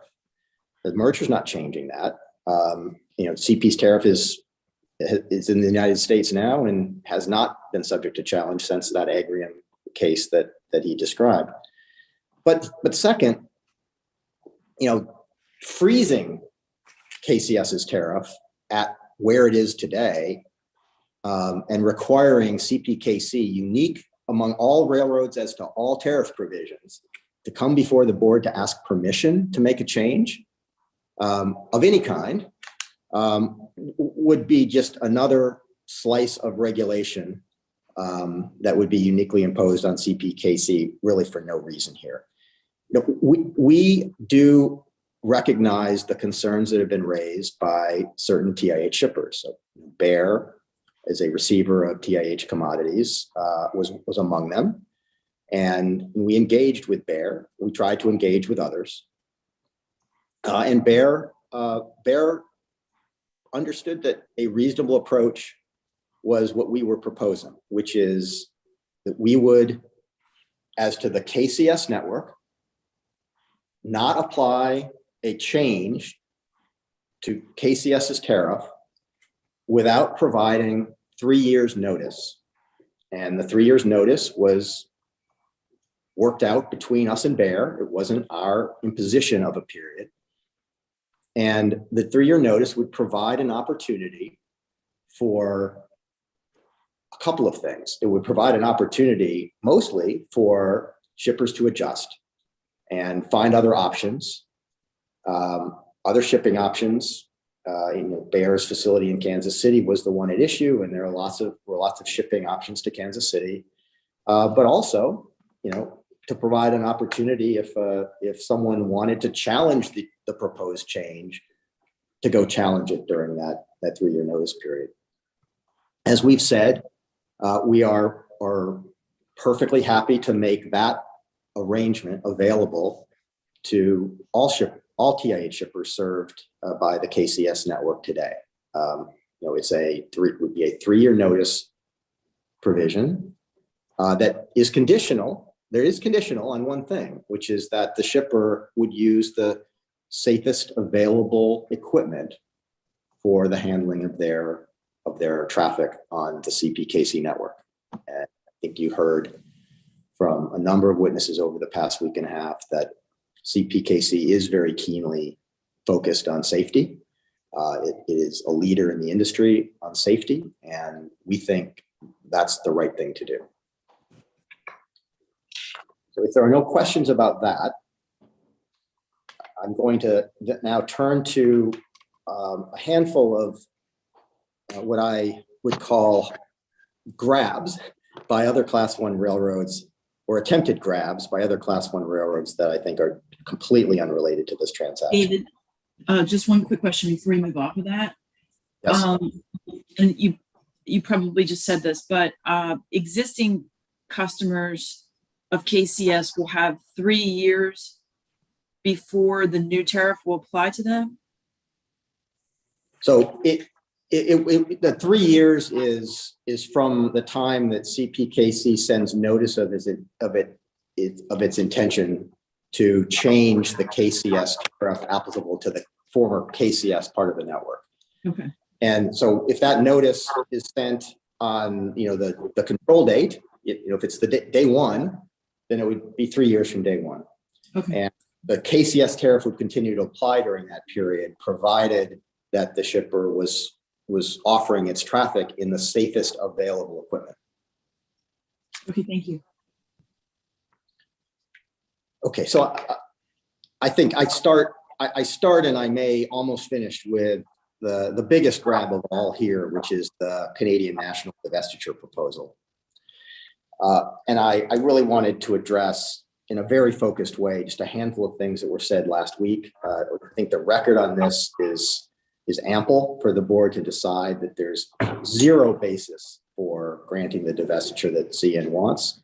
Not only is there no competitive harm to solve, but CN's proposed solution would harm the transaction and the benefits it will bring, and also harm existing KCS shippers who already have single line service over Kansas City, through Kansas City on the KCS network to places like Mexico, and would now become served by CN service to Kansas City with a haulage rate connecting to the KCS or the CPKC network if the transaction were to go forward with a divestiture. But let me start where counsel for CN started, which is with the law. And with respect, they've got it wrong. They suggest that when Congress amended ICTA to say that among the things the board could impose as conditions in a merger case were the divestiture of parallel tracks, they suggested that somehow Congress was saying to the board, here, anytime the public interest might support the idea of giving another railroad a line, you are free to do it without having to find that a condition to a merger is supported by a harm caused by the merger. The structure of what Congress did belies that. This is what Congress added the second sentence to 11324C. First sentence continues to say, the board shall approve and authorize a transaction when it finds a transaction is consistent with the public interest.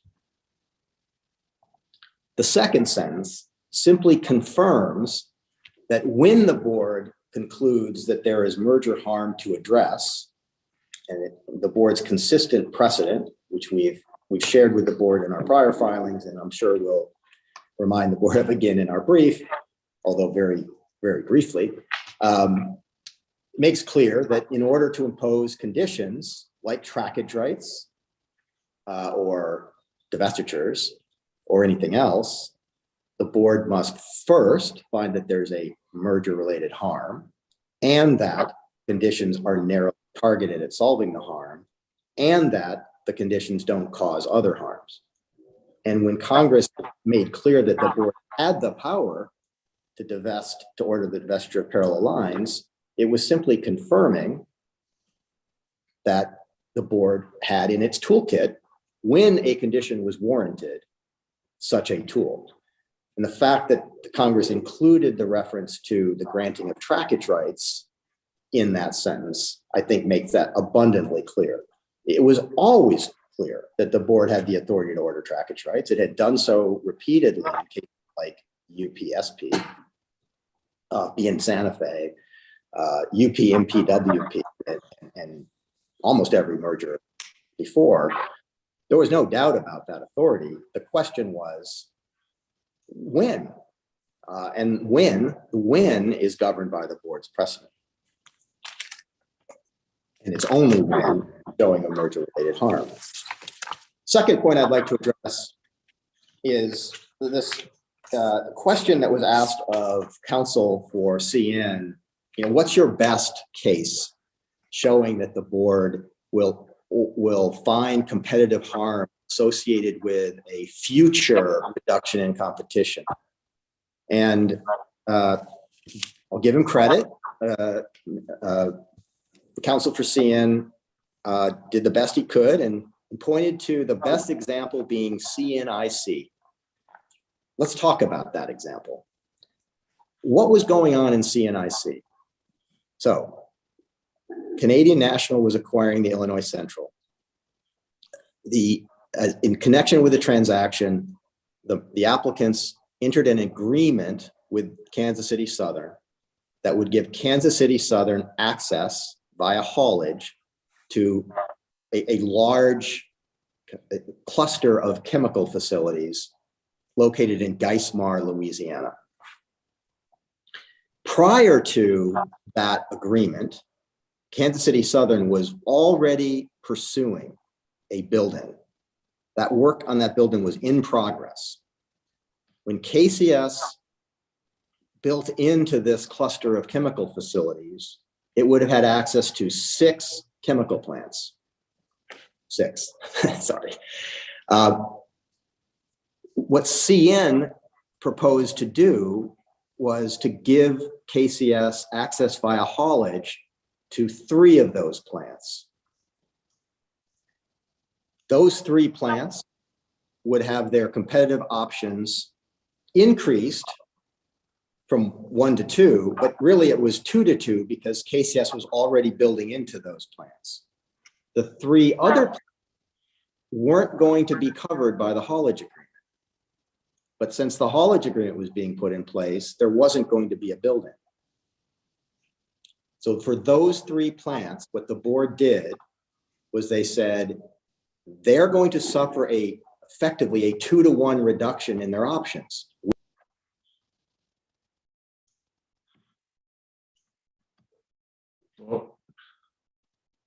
Hello? Looks like he dropped off. Hello? Can you hear? I think my device just died for some reason. Oh, okay. Can everybody else hear? Yeah, okay. Go ahead. I apologize. My device died. Can you hear me now? No. Yes. Okay. Bear with me.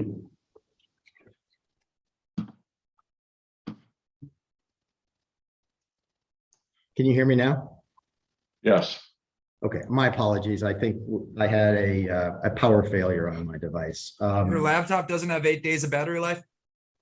No, this was my iPad, and it was connected to an outlet that's in a drawer underneath this table, and somehow the power cord came loose inside the drawer. I'm just kidding.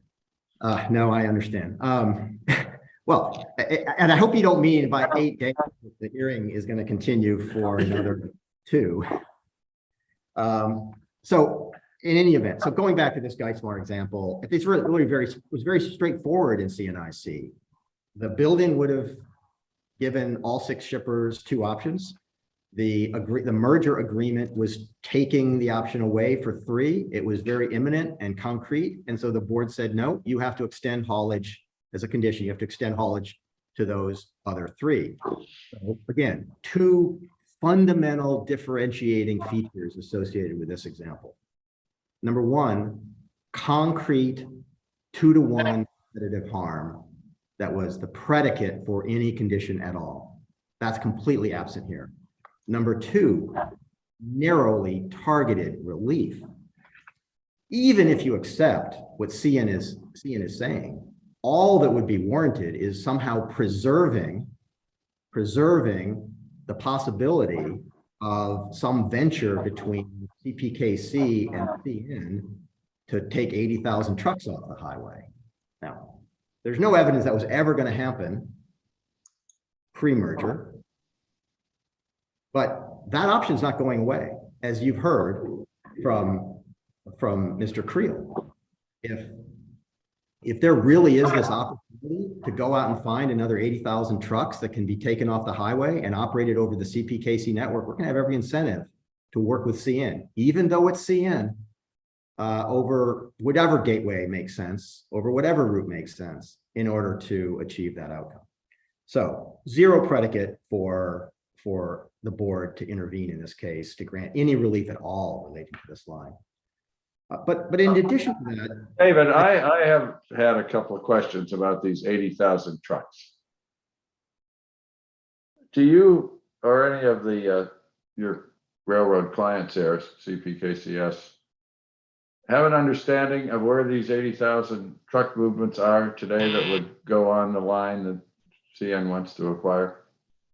well, one thing I'll say that my client may not be fully privy to is, there is some assessment of some of the work that was done by the CN witnesses that has a great deal of skepticism about the reality of the opportunity that CN is describing. But I think really the experts here are the folks. I mean, I meant do any of your witnesses here can enlighten us on where these 80,000 trucks are going to come from? And what I don't have a sense of one way or the other is whether these are different trucks than the 64,000 that you say are going to move to rail if this merger is approved. So Yeah. I don't, David. yeah, just one second. I just want to orient one thing. So the 80,000 trucks are not the 64,000 trucks. They're a different 80,000 trucks. And we, our assessment analytically of what they're saying is that, really what they're identifying is trucks that the BNSF intermodal service and Norfolk Southern intermodal service and Union Pacific intermodal service are already be carrying if they are truly rail susceptible to rail to truck to rail diversion. But John, I'm sorry. Are you saying, there? David, are you saying that it's your position that the 80,000 trucks are not on the highway now, they're on UP or BN and they just moved to this line? No, that's not our position. Our position is that we don't see this opportunity that CN suggests is there as likely to be a real opportunity to take trucks off the highway, because if there were those opportunities, highly developed services on single line route of Union Pacific, BNSF, and Norfolk Southern, UP and BNSF, Kansas City to Chicago, Norfolk Southern has a straight arrow route to Detroit. If there were the potential for well-developed intermodal service to take trucks off the highway, we would expect that most of that is already on those intermodal routes, and the remaining trucks, there's a lot of trucks out there. We're not saying there's no opportunity. The remaining trucks out there probably aren't readily susceptible to fourth new intermodal option taking them off the highway. That's our point. But if there were an opportunity, if that opportunity were real, what we're saying is we would have every incentive to take advantage of our route through the route to Springfield, if it could be made into the superhighway that CN suggests, and somehow newly tap into 2,000 trucks. Well, are you saying, so I have two questions. Are you saying that if the market was there, CN criticized you or your clients for not planning to invest in the Springfield line to bring the speed up to where it would have to be to carry intermodal, to be competitive for intermodal. Are you saying that if the market were there, KCS would make the same improvements in the Springfield line that CN is suggesting? Chairman Oberman, this is Keith speaking. I have made a commitment myself to CN. If the market were there, we certainly have demonstrated there's an avenue to create a joint venture here that we'd be willing to participate in. So we've certainly made that clear to Canadian National. Canadian National's position has been they want divestiture, they want ownership, completely disregarding the public interest harms that would be created, the unintended consequences of considering that, because they clearly don't understand what our plans are to realize the public interest benefits overall of our transaction, which are founded on our ability to optimize the terminal at IFG, which they've stated would be necessary for them to effectively take over half of to create their own terminal. It shows a lack of understanding. It shows a lack of care and concern for our overall transactions, public interest benefits. And the second very compelling point that I would make is their ability or their willingness to be able to provide the service it would take to, in their solution, host Canadian Pacific business as well as their business. They've suggested that we'd see no difference in service, that our grain customers would be treated the same. I go back to there's what you say and there's what you do. And I would look at a very real comparison to how they've hosted other partners in transit, namely Amtrak. And I think this is extremely relevant to sort of separate the wheat from the chaff and the misrepresentations, because for CN to realize this aspirational goal of taking 80,000 trucks off the railway, they're going to run it down the same railroad south of Chicago, which they showed in their presentation, which, by the way, showed no intentions to invest in, over the former IC railroad going south. Now, this is the same line where they host Amtrak going south out of Chicago. And if I remember correctly, their attorney was very proud of the best-in-class service they give one of those trains, which is the train number 59, the Spirit of New Orleans. It may very well get great service, but what about the trains that they run to the University of Illinois? This is representative of Amtrak's scorecard on host railroad delays over the last 2 years. I'll draw attention to the board. The bottom line is Canadian Pacific's performance. And we proudly said we've earned the right by what we've done, not by what we said. We're the best in class. That's an A+ performance. And it's sustainable and it's consistent. Now, I'll draw attention to the red line. That's Canadian National's performance. To me, this is a true measure of what type of hospitality CN extends to those that they host. And I would draw attention to the time period when Canadian National was effectively pursuing the STB's support of their trust application. They actually improved their service quite a bit, but I would draw a correlation to the time when the STB denied their trust. It didn't serve public interest, and their behavior after that. And that's when you see a very dramatic, I would say, reversal or mean to their normal way of handling their host responsibilities. And I see 10, 11 months of the worst host performance that they've given Amtrak in that time span. That is not the kind of service that I want to expose my customers to. And that's why our customers, which have testified in these proceedings, not only do not want the complexity of an interchange unnecessarily interjected in their single line move, but the real scare of that type of hospitality that CN has demonstrated, they extend to their host railroads. And Chairman Oberman, just before you, Keith, and I appreciate that, and I mean no criticism, but the question I had posed, maybe you answered it. I asked about whether if the traffic warranted, you were prepared to make the investments in the Springfield line that CN claims you're not. And you answered by saying you had talked to CN about a joint venture.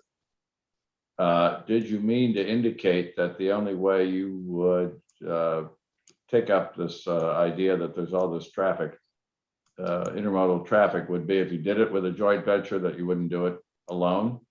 Yeah, I told Canadian National that should there be a business case there to take these trucks off the road, that we'd be happy to entertain a joint venture. We would handle our side of the railroad from Springfield to Kansas City. They would handle their side of the railroad from Springfield to Chicago. We were not obviously interested in divesting the railroad, but we certainly would consider a joint opportunity. But did that mean also, Keith, that you would have to make these improvements in the KC to Springfield section to increase the speed? Absolutely, we'd have to. Yes, Chairman Overman. Is there some way, and maybe this, because it's a hypothetical, maybe it's not possible, is there some way to account for your willingness? I realize you can't make it buy a pig in a poke or make an agreement you don't know the terms of. Is there some way to write into any approval order an openness to that negotiation? I should really direct that to David. It's maybe something to think about. Yeah, I would leave that, yeah, Chairman Overman, to David's legal abilities to memorialize that commitment. Yeah, I don't want to put you to the requirement of answering, shooting from the hip unless you've thought about it. But to the extent there is that willingness, I think it'd be a plus to know that the possibility remains without committing you to a blind agreement that you don't know.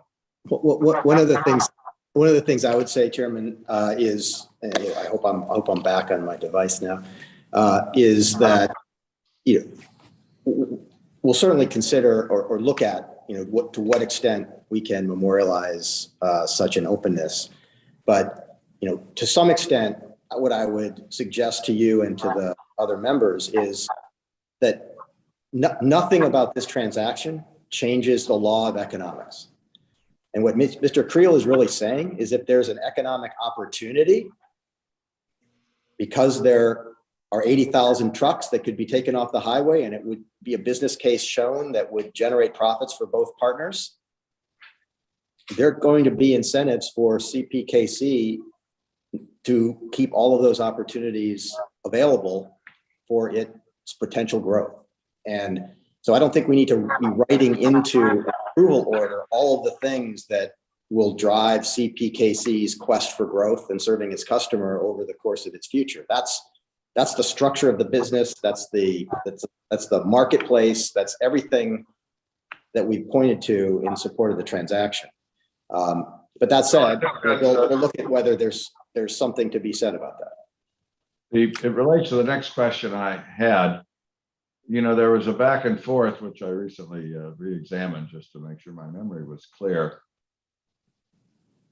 I thought there was some inconsistency in CN's argument that this is a parallel line, but then the public interest is served because they will take those 80,000 trucks to places where CP doesn't go, which struck me that it wasn't a parallel line.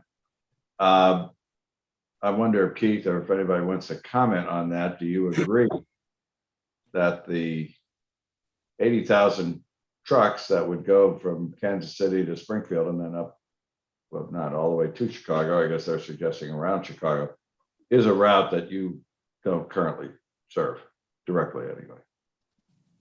Yeah, Chairman Overman, my understanding of my network and theirs is quite deep. Obviously, I don't know these exact business opportunities they might be suggesting, but I think those are aspirational statements. Our rail serves the same markets. The lion's share, at least, and I'd be willing to go through the detail, but I just don't understand those aspirational statements they made. Okay. I might only add, Chairman Overman, that what I heard was there's a significant, and the more my team investigates that, if there is an opportunity for trucks off the road, it's from that maybe that Ontario, Southern Ontario region down into there. But I can tell you with 100% confidence The 64,000 trucks that we're alluding to are completely different than these. By my count, between St. Louis and in Kansas City, there's an existing 12 either intermodal ramps or auto ramps that are on all the other carriers serving those markets today. We've just haven't seen in the discussions with our customers that as being sort of low hanging fruit in terms of initial opportunity. Now, I'd tell you this though, and I mentioned it in my testimony last week, the development opportunities for the IFG terminal, there is some opportunity with those specific customers that would flow, and it is moving truck today up through that corridor back towards Chicago. So, certainly not suggesting there's not a truck market there that we can go after. I just haven't seen 80,000. And Chairman Berman, if I can introduce a little historical perspective, I will say, and it's as a lot of this detail is included in Mr. Nat's verified statement. We have engaged multiple times with CN over the years. When I was in the chief marketing officer role, and then Mike Natz as well, to explore those opportunities, exact same markets.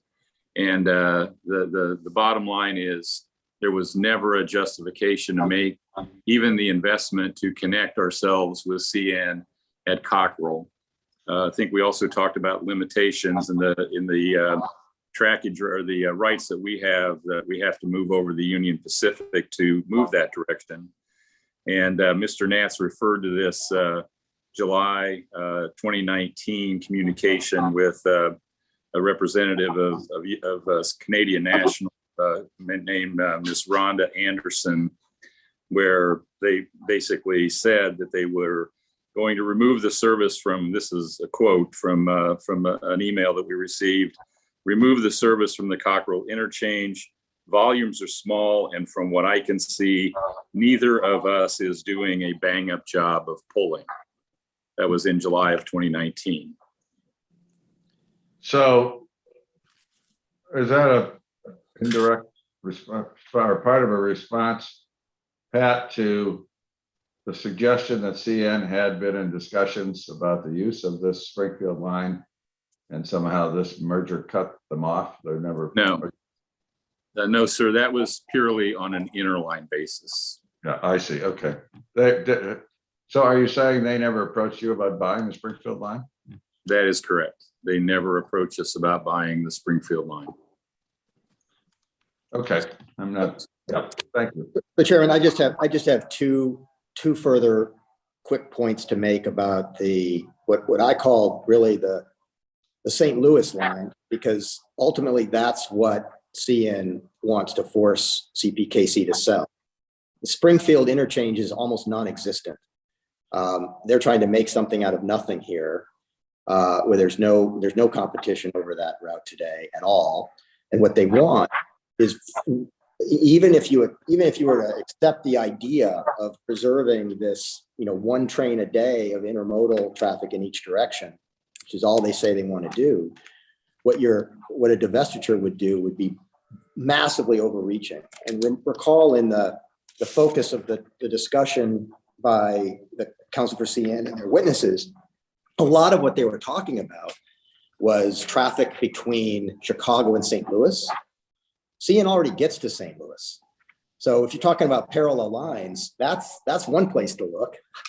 They just want to shift their traffic to St. Louis over a different route. It has nothing to do with competition between Kansas City and Chicago.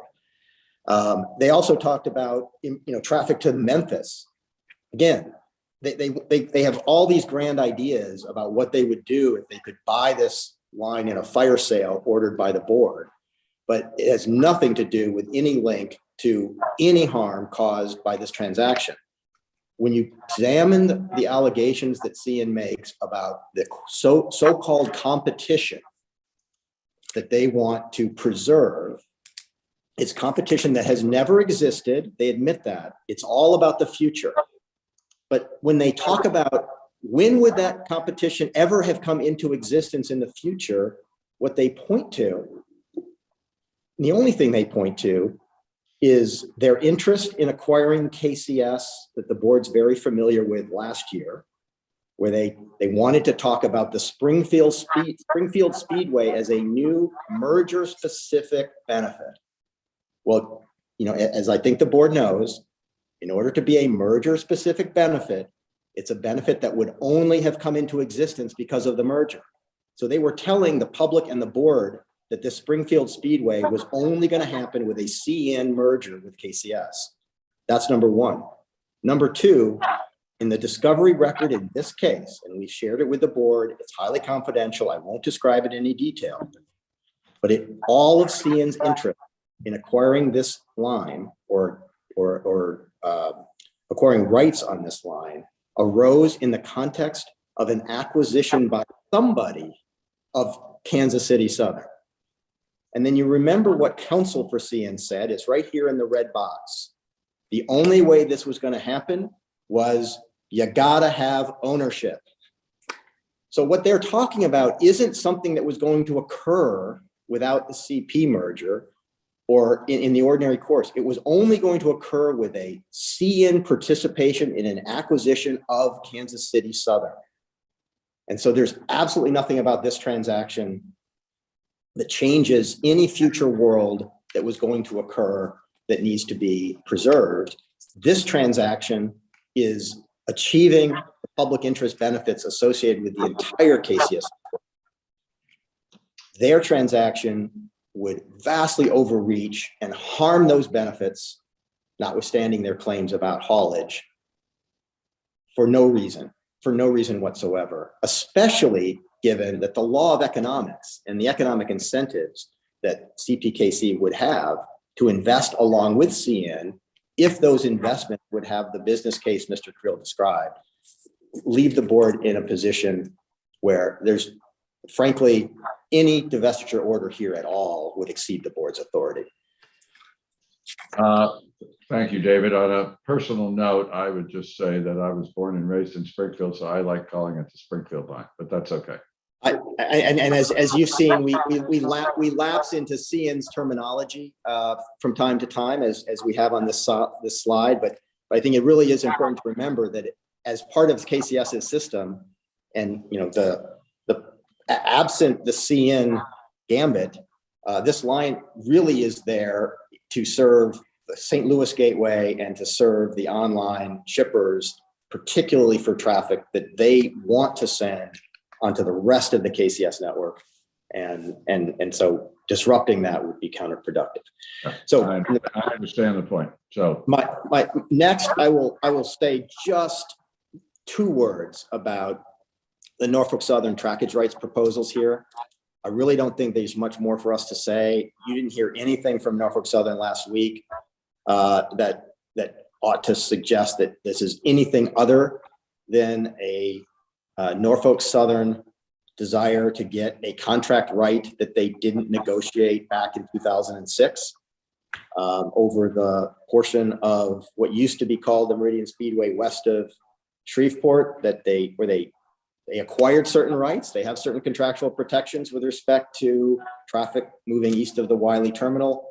Those contractual protections stay in place as a result of the merger. We don't affect any of that. They just want to rewrite that contract. And that would be inappropriate here. David, can you shed any light? I couldn't get a straight answer, quite frankly, from NS's witnesses on what is the difference if they got the condition that they're seeking now between that and the contract rights they have. One would give them if they got the condition, they'd have trackage rights, but they already have a contractual right to have haulage rights. What's the motivation here? What's the difference? If you understand, so I don't want to speak to the motivation. I think David? I think under the existing agreement, just to level set on like exactly what rights we're talking about, right? So, you know, everything about Norfolk Southern's request is contingent on 2 things happening. The first thing it's contingent on is Norfolk Southern choosing to exercise its option to buy the Wiley Intermodal Terminal. If they don't buy the Wiley Intermodal Terminal, exercising that option, everything goes away. Okay. All of the contractual rights they're talking about and all of the conditions that they're asking for. The second thing that would have to happen is that there would be a major service failure. I may have not quoted that defined term accurately, but and that is defined under the existing contractual agreements that govern the relationship between KCS and NS for the entire Meridian Speedway. Between Wiley and Shreveport, if they buy the Wiley intermodal terminal, okay, they are entitled to haulage for a certain category of traffic between Wiley and Shreveport. And then they already have haulage east of Shreveport to Meridian for certain traffic. In the case of a major service standard failure under the agreements, my understanding is from Shreveport to Meridian, their haulage would convert to trackage rights. That's what they negotiated.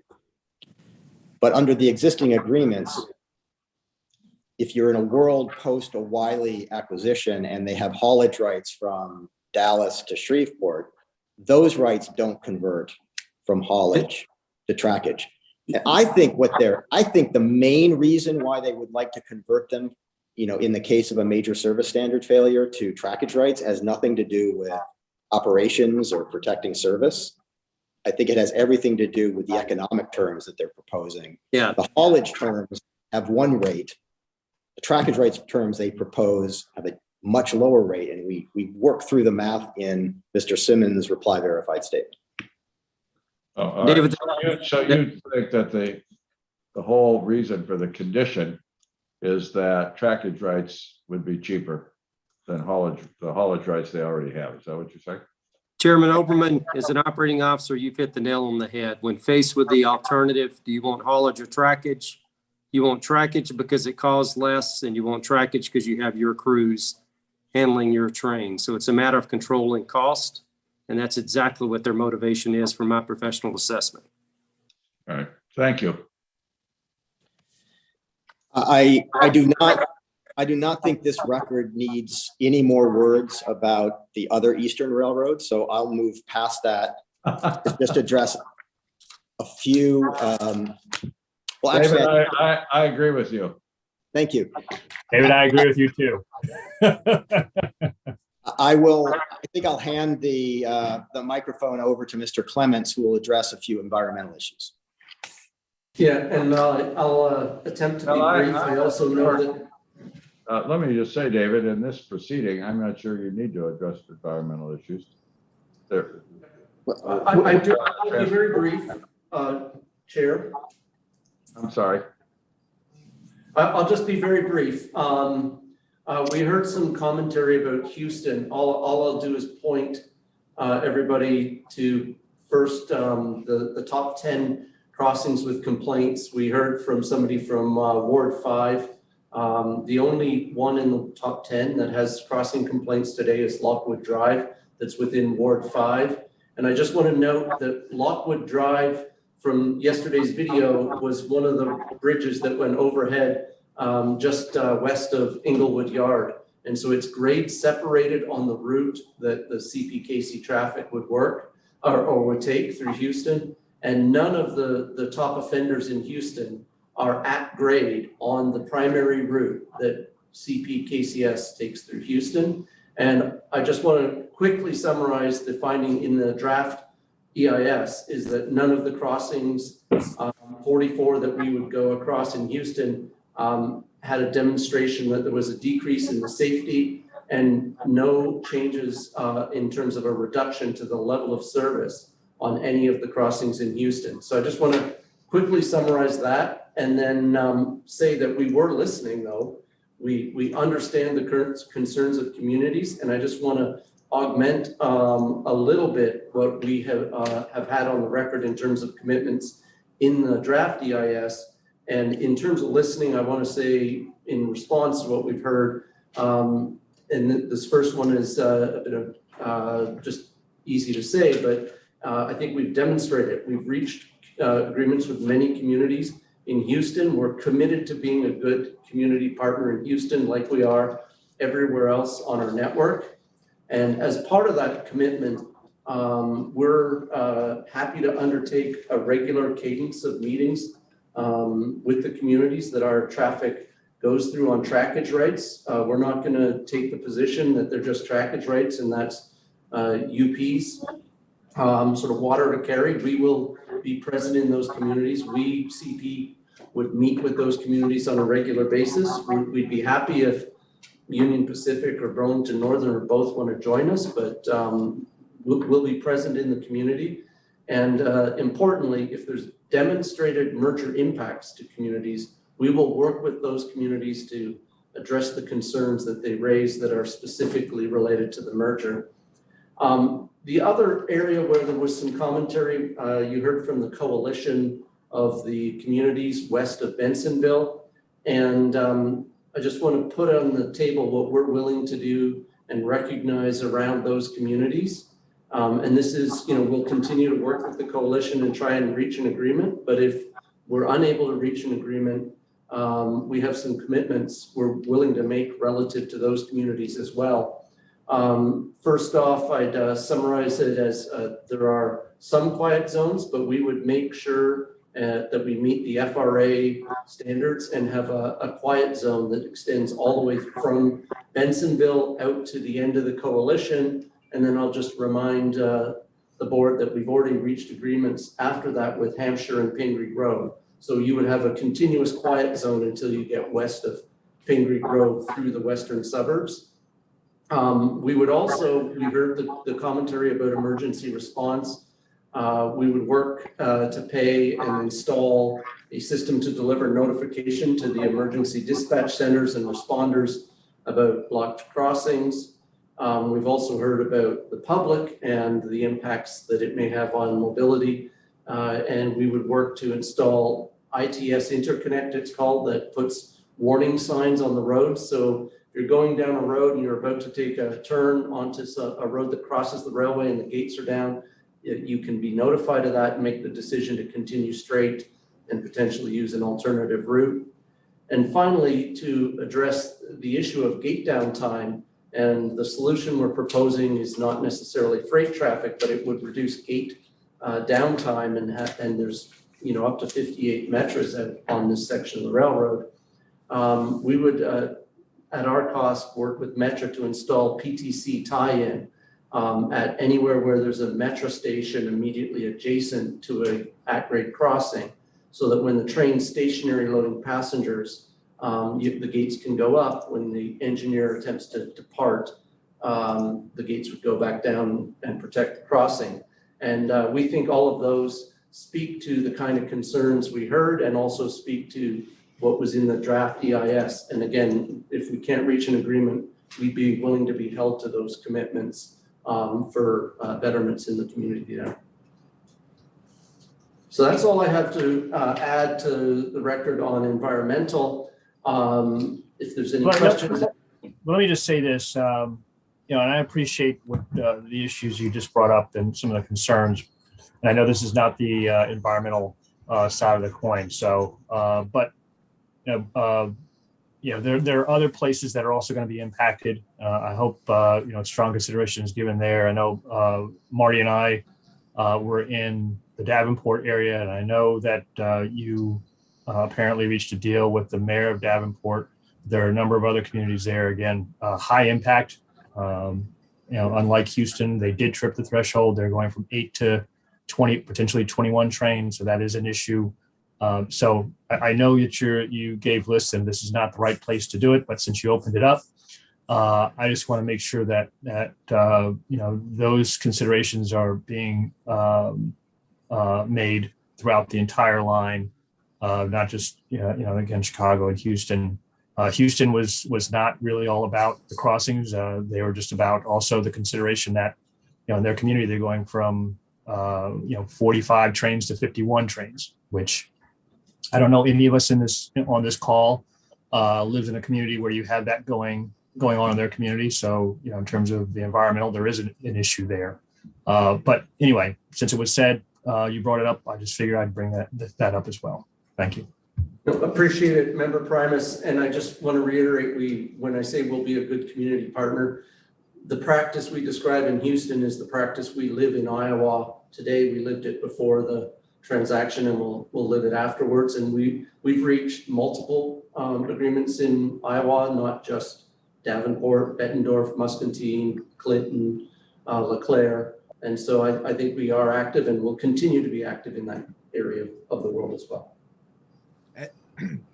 If I could add, and this perhaps goes without saying, and to pick up on Member Primus's point about the ongoing OEA process, I would ask that you all submit any environmental commitment in writing as voluntary environmental mitigation within our OEA process. It probably goes without saying, but for a complete record, I think that's necessary.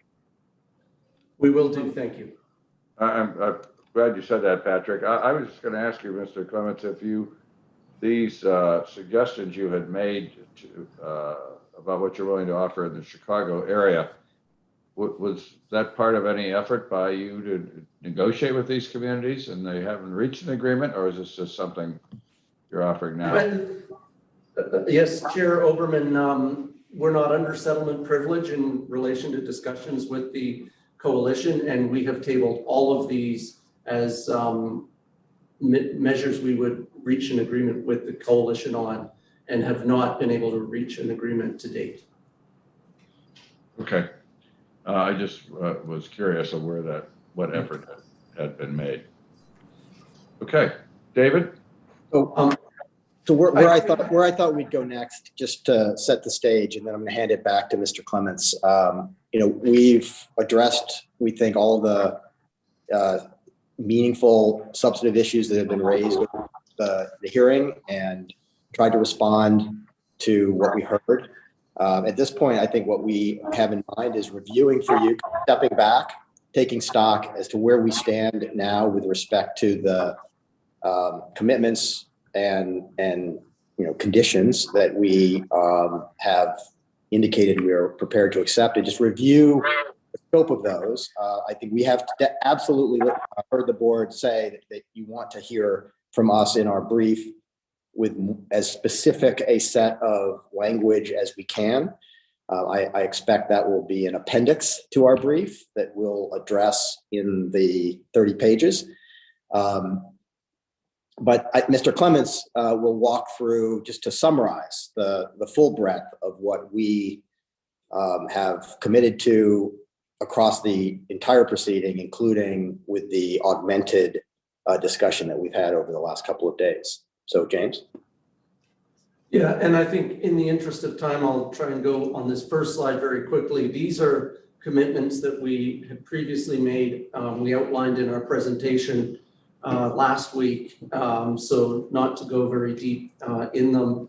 But again, we stand behind these ones. If we go to the next page, these are the commitments around Metra, just to summarize. And as David has said, we will put more detail behind these when we submit our written comments. But I'll highlight and reiterate the new ones that we hadn't made previously that came up in our testimony here. And we'll report our monthly on-time performance and delays due to freight train interference relative to Metra operations. We're committed to working collaboratively to develop a mutually agreed RTC model for all of the Metra operations in Chicagoland on CP lines or on joint lines. And we will continue our quarterly reviews, and to respond to the concern that people don't understand where freight is going in the future, have robust discussion about what we see as future freight demands on the Metra lines in Chicagoland. Additional commitments that have come up over the course of the last day is we committed to providing additional specific metrics around operations as they affect Houston and the Chicago area. We've committed to collaboration in the Metra area, and also in engagement with UP and BNSF to ensure that the Houston complex is well understood and all the appropriate plans are in place for successful operations there. What came up early in the discussions was a question around reciprocal switching. And again, we will outline it, but we are going to make a commitment about not reducing reciprocal switching across our US network, both CP and KCS. We talked today about our commitments on keeping gateways open on commercial and reasonable terms. And as we discussed, we've augmented that commitment. We recognize the concern about just having recourse back to the STB or the Mexican regulator. And we've introduced the idea of arbitration to efficiently deal with disputes and determine whether we've closed a gateway. And then we will outline our additional environmental commitments, and we will put that on the record on the environmental hearing as well. Would you be more explicit on the reciprocal switching commitment you're making? Yeah, what we're saying in terms of the reciprocal switching commitment, and we'll put this in writing, is that we will not initiate any closure of a reciprocal switching agreement across the US. And I use the word initiate very carefully because there is reciprocity in reciprocal switching. And if another party chooses to initiate a closure, and that then disadvantages us because we otherwise through this commitment would have to continue to switch one way and there's no reciprocity, we would evaluate that. I'm not saying we would eliminate it, but we would want the right if we felt it was, let's say, retaliatory for the CP KCS merger, how we would respond. So we don't want our hands tied. We don't want our competitors to be able to force us in a box, but we, CPKC, will not initiate any of those closures at anywhere where there's reciprocal switching today, anywhere on the CP or KCS network in the US. You're not offering any new reciprocal switching arrangements that don't exist? No, we are not. Okay. And I think with I that, would, David, oh, sorry, Patrick. I would just like to make a blanket note on some of the commitments. Obviously some of the larger shippers will be following this closely. And of course, there are trade organizations to communicate to a broader group of shippers. But I'm wondering if you all might address in the course of documenting your commitments, what your communication plan is to shippers that might be affected by the commitments, to make sure that for those that might not read hundreds of pages of board material, that they know what their rights are. Absolutely. I think we've Excellent. addressed it. Remember, folks, in John's replied verified statement in our 5 pillars, but we will put some precision around that. Excellent suggestion. Thank you. And I don't want to belabor this, but I think, James's point of reciprocal switching is an excellent one. The last thing we want to do through our commitments or through board, imposing a condition requiring us to honor, create an incentive for other railroads to take down reciprocal arrangements that exist today. As soon as they're free to act unilaterally without us being able to respond, there may be an incentive for that to happen. We certainly don't want that to happen. We will keep ours up as long as others don't take theirs down. In cases where there's a reciprocal relationship. So before we close, I just wanted to offer one last comment about process from here to the brief. We all understand from your order that we have a 30-page brief due on the 20th of October. We'll be working hard to make sure that filing by us addresses all the things that we heard you ask us to address, as well as trying to cover in a very concise way all of the reasons why approval without further conditions is the appropriate course for the board to take in this transaction to allow the public interest benefits that we've described to come into fruition. But I wanted to comment on a few remarks that I may have misunderstood over the course of last week that may have been interpreted as suggesting that other parties should be considering filing new evidence in their brief. If other parties have new evidence on any issue in the case, whatever it is, we think that the time has come to disallow any such evidence. We've had a process that's gone on for more than a year or almost a year since we filed our application last October. Parties have had extraordinary opportunities to submit evidence in the record to support the positions they've taken in this case, the relief that they're seeking in this case. If UP hasn't come forward with evidence of foreclosure at Laredo to now, I don't think a submission by Union Pacific purporting to make new allegations at this point would be in any way productive to the board's decision making, and it would deprive applicants of their rights to respond to that evidence, which, in light of their incentives to support their case, would be entitled to no credibility in the first place. All of these parties took the positions they took, and they made the filings that they made, and they had ample opportunity to support them. And so we ought to be at this point in the briefs, looking at the record as it exists now through these hearings, commenting on that, addressing the legal framework and the standard for the board's decision-making. And there is just no room for more evidence in this case.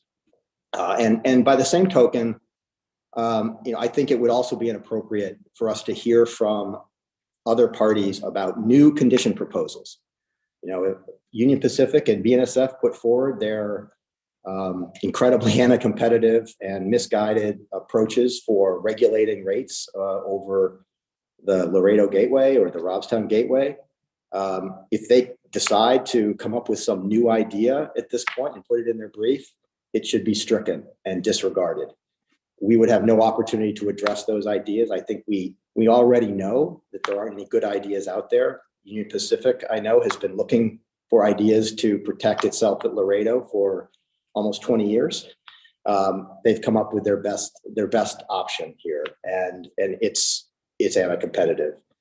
But the time is over for new condition proposals because we won't have any opportunity to respond, and I think it would be not conducive to appropriate deliberation and decision making by the board to have those shoehorned into the briefs as the final word. The final word is by virtue of the board's longstanding precedent and authority for applicants.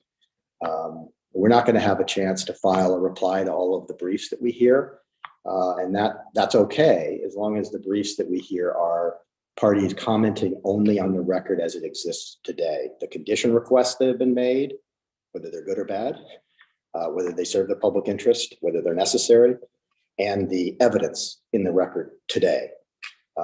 And with that, I'd like to turn it over to Mr. Creel. Okay, thank you. Thank you for those comments and clarifications, Dave. And let me say this to close. Chairman Oberman, members Primus, Hedlund, Schultz, Fuchs, on behalf of the 20,000 strong team of railroaders between KCS and Canadian Pacific, and obviously a whole cast of supporting contributors, much like all of our regulatory team, et cetera. I want to thank you for the care and concern, the attention that you've given to our merger application and your pursuit to determine if this proposed merger truly serves the public interest and creates a stronger North American rail network. I can tell you, I've known from the very beginning that this is a board that takes that responsibility seriously, more so than any that I've worked in the 3 decades that I've served this industry. We've said from the start that this is a perfect merger. It's one that serves all stakeholders, pro-competitive, pro-growth, pro-job creation, pro-investment, pro-environment. But with that said, we've also known that the opposition would be strong, especially from those that are threatened the most by the competition that, if approved, this merger will create. We knew they'd fight hard, and they have. But that said, our resolve has not been deterred. I've said from the beginning as well that the truth matters. And I've known that if it was heard and understood, that the truth would lead, based on the facts that it represents, to the right conclusion, not only for our aspirations to put these two companies together to create all these benefits for the public's interest, but in the end would make its case. We knew that was job number one. We've been committed to that from the beginning, and I commend the board for allowing a process for all voices to be heard, the truthful voices, as well as the fictional voices. I would suggest that this process, these last 6 days of testimony, have allowed that opportunity. And I'm confident that the board's review, once it's said and done, based on the truth and based on the facts that our merger uniquely represents, it will lead to the outcome that we desire. That said, the decision obviously is in your hands, and I trust that that commitment and that resolve and that responsibility is in good hands. And as we look back on this, as I look to the future, I'm confident that history will show that this board has taken that responsibility seriously, and history will reflect that should the board come to the conclusion that I believe the facts will lead you to, that you got it right, and that we've gotten it right, and that these public interest benefits will be created. So with that said, again, I'll finish where I started. Thank you. Thank you for your commitment. Thank you for professionalism. And thank you for your willingness to allow the truth to be heard. Thank you, Keith. I have a few closing observations, and other members of the board may want to join in. First, I'd like to say, with all due respect to David and my own career as a practicing lawyer, I'm very impressed with your stepping up to the plate to make the closing argument, and stepping up as you have throughout these hearings, and to assert the interests that you're promoting on behalf of your company. It's an impressive willingness on your part to take responsibility. I have a couple of observations, substantively and then procedurally, some matters I was going to address, David, that you had raised. One, I have been impressed, I think other board members have been impressed with what I'll generously describe as ironic among some of the positions we've heard. And I would invite all of the carriers who have been in the course of this proceeding have asked for relief related to traffic, which is now exempt on the theory that competition is sufficient to protect shippers of exempt traffic. The people who've asked for relief with regard to exempt traffic may want to reconsider and revisit the comments that they have filed in our ongoing 704 proceeding. I heard a lot of things differently during the course of these hearings that I've seen in those comments. On a similar note, I would invite all of the carriers who are urging that we adopt a proportional rate structure for these gateways, something on which I've not formed any conclusion, to inform us of whether, if proportional rates are such a good idea in this proceeding, are they a good idea for your gateways as well? And would you be willing to offer up the same option for other carriers who use your gateways? On the procedural notions, I think, David, you have generally stated it correctly. The final briefs are intended to be argument based on the evidence in the record. I would not foreclose any participant who feels compelled to offer some new evidence on the grounds that they've been surprised to make such a case, but it better be a pretty strong case. I think you have stated correctly, we're not in the business of receiving new evidence, but without knowing any argument that somebody may wish to make to us, I wouldn't prejudge the outcome. Finally, I would say this about the 30-page limit. We set that limit a long time ago. This proceeding has involved a great deal of complexity. And in the interest of having a full presentation, particularly with all of the discussion we've had with regard to KCS about specifying conditions that you're willing to concede. If there is a need to go beyond the 30-page limit, we are open to people asking for additional space. But if you ask for additional pages, you need to make a compelling reason of why you need the additional pages. And I'm not suggesting somebody could file a 500-page brief. But if you need to go in a modest way beyond the 30 pages to make sure we have a full exposition of your positions, you may ask us for that, and we'll try to be sensible about it, as we always have been. But the record is already quite extensive in this case, and the board members and staff have quite a bit to grapple with in order to reach a conclusion.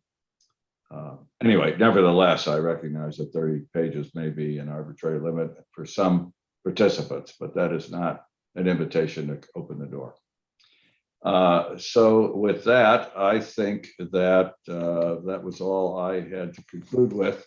Is there any other board member who wanted to make any statements or observations before we conclude? Okay, I'm sure Marty? Yes, go ahead, Patrick. I think you wanted to address our staff as well. Yes, well, I was going to say that I think this is where you were going, Patrick, and I was going to wait till the final remarks. There you I wanted to compliment all of the stakeholders and participants who've addressed the board.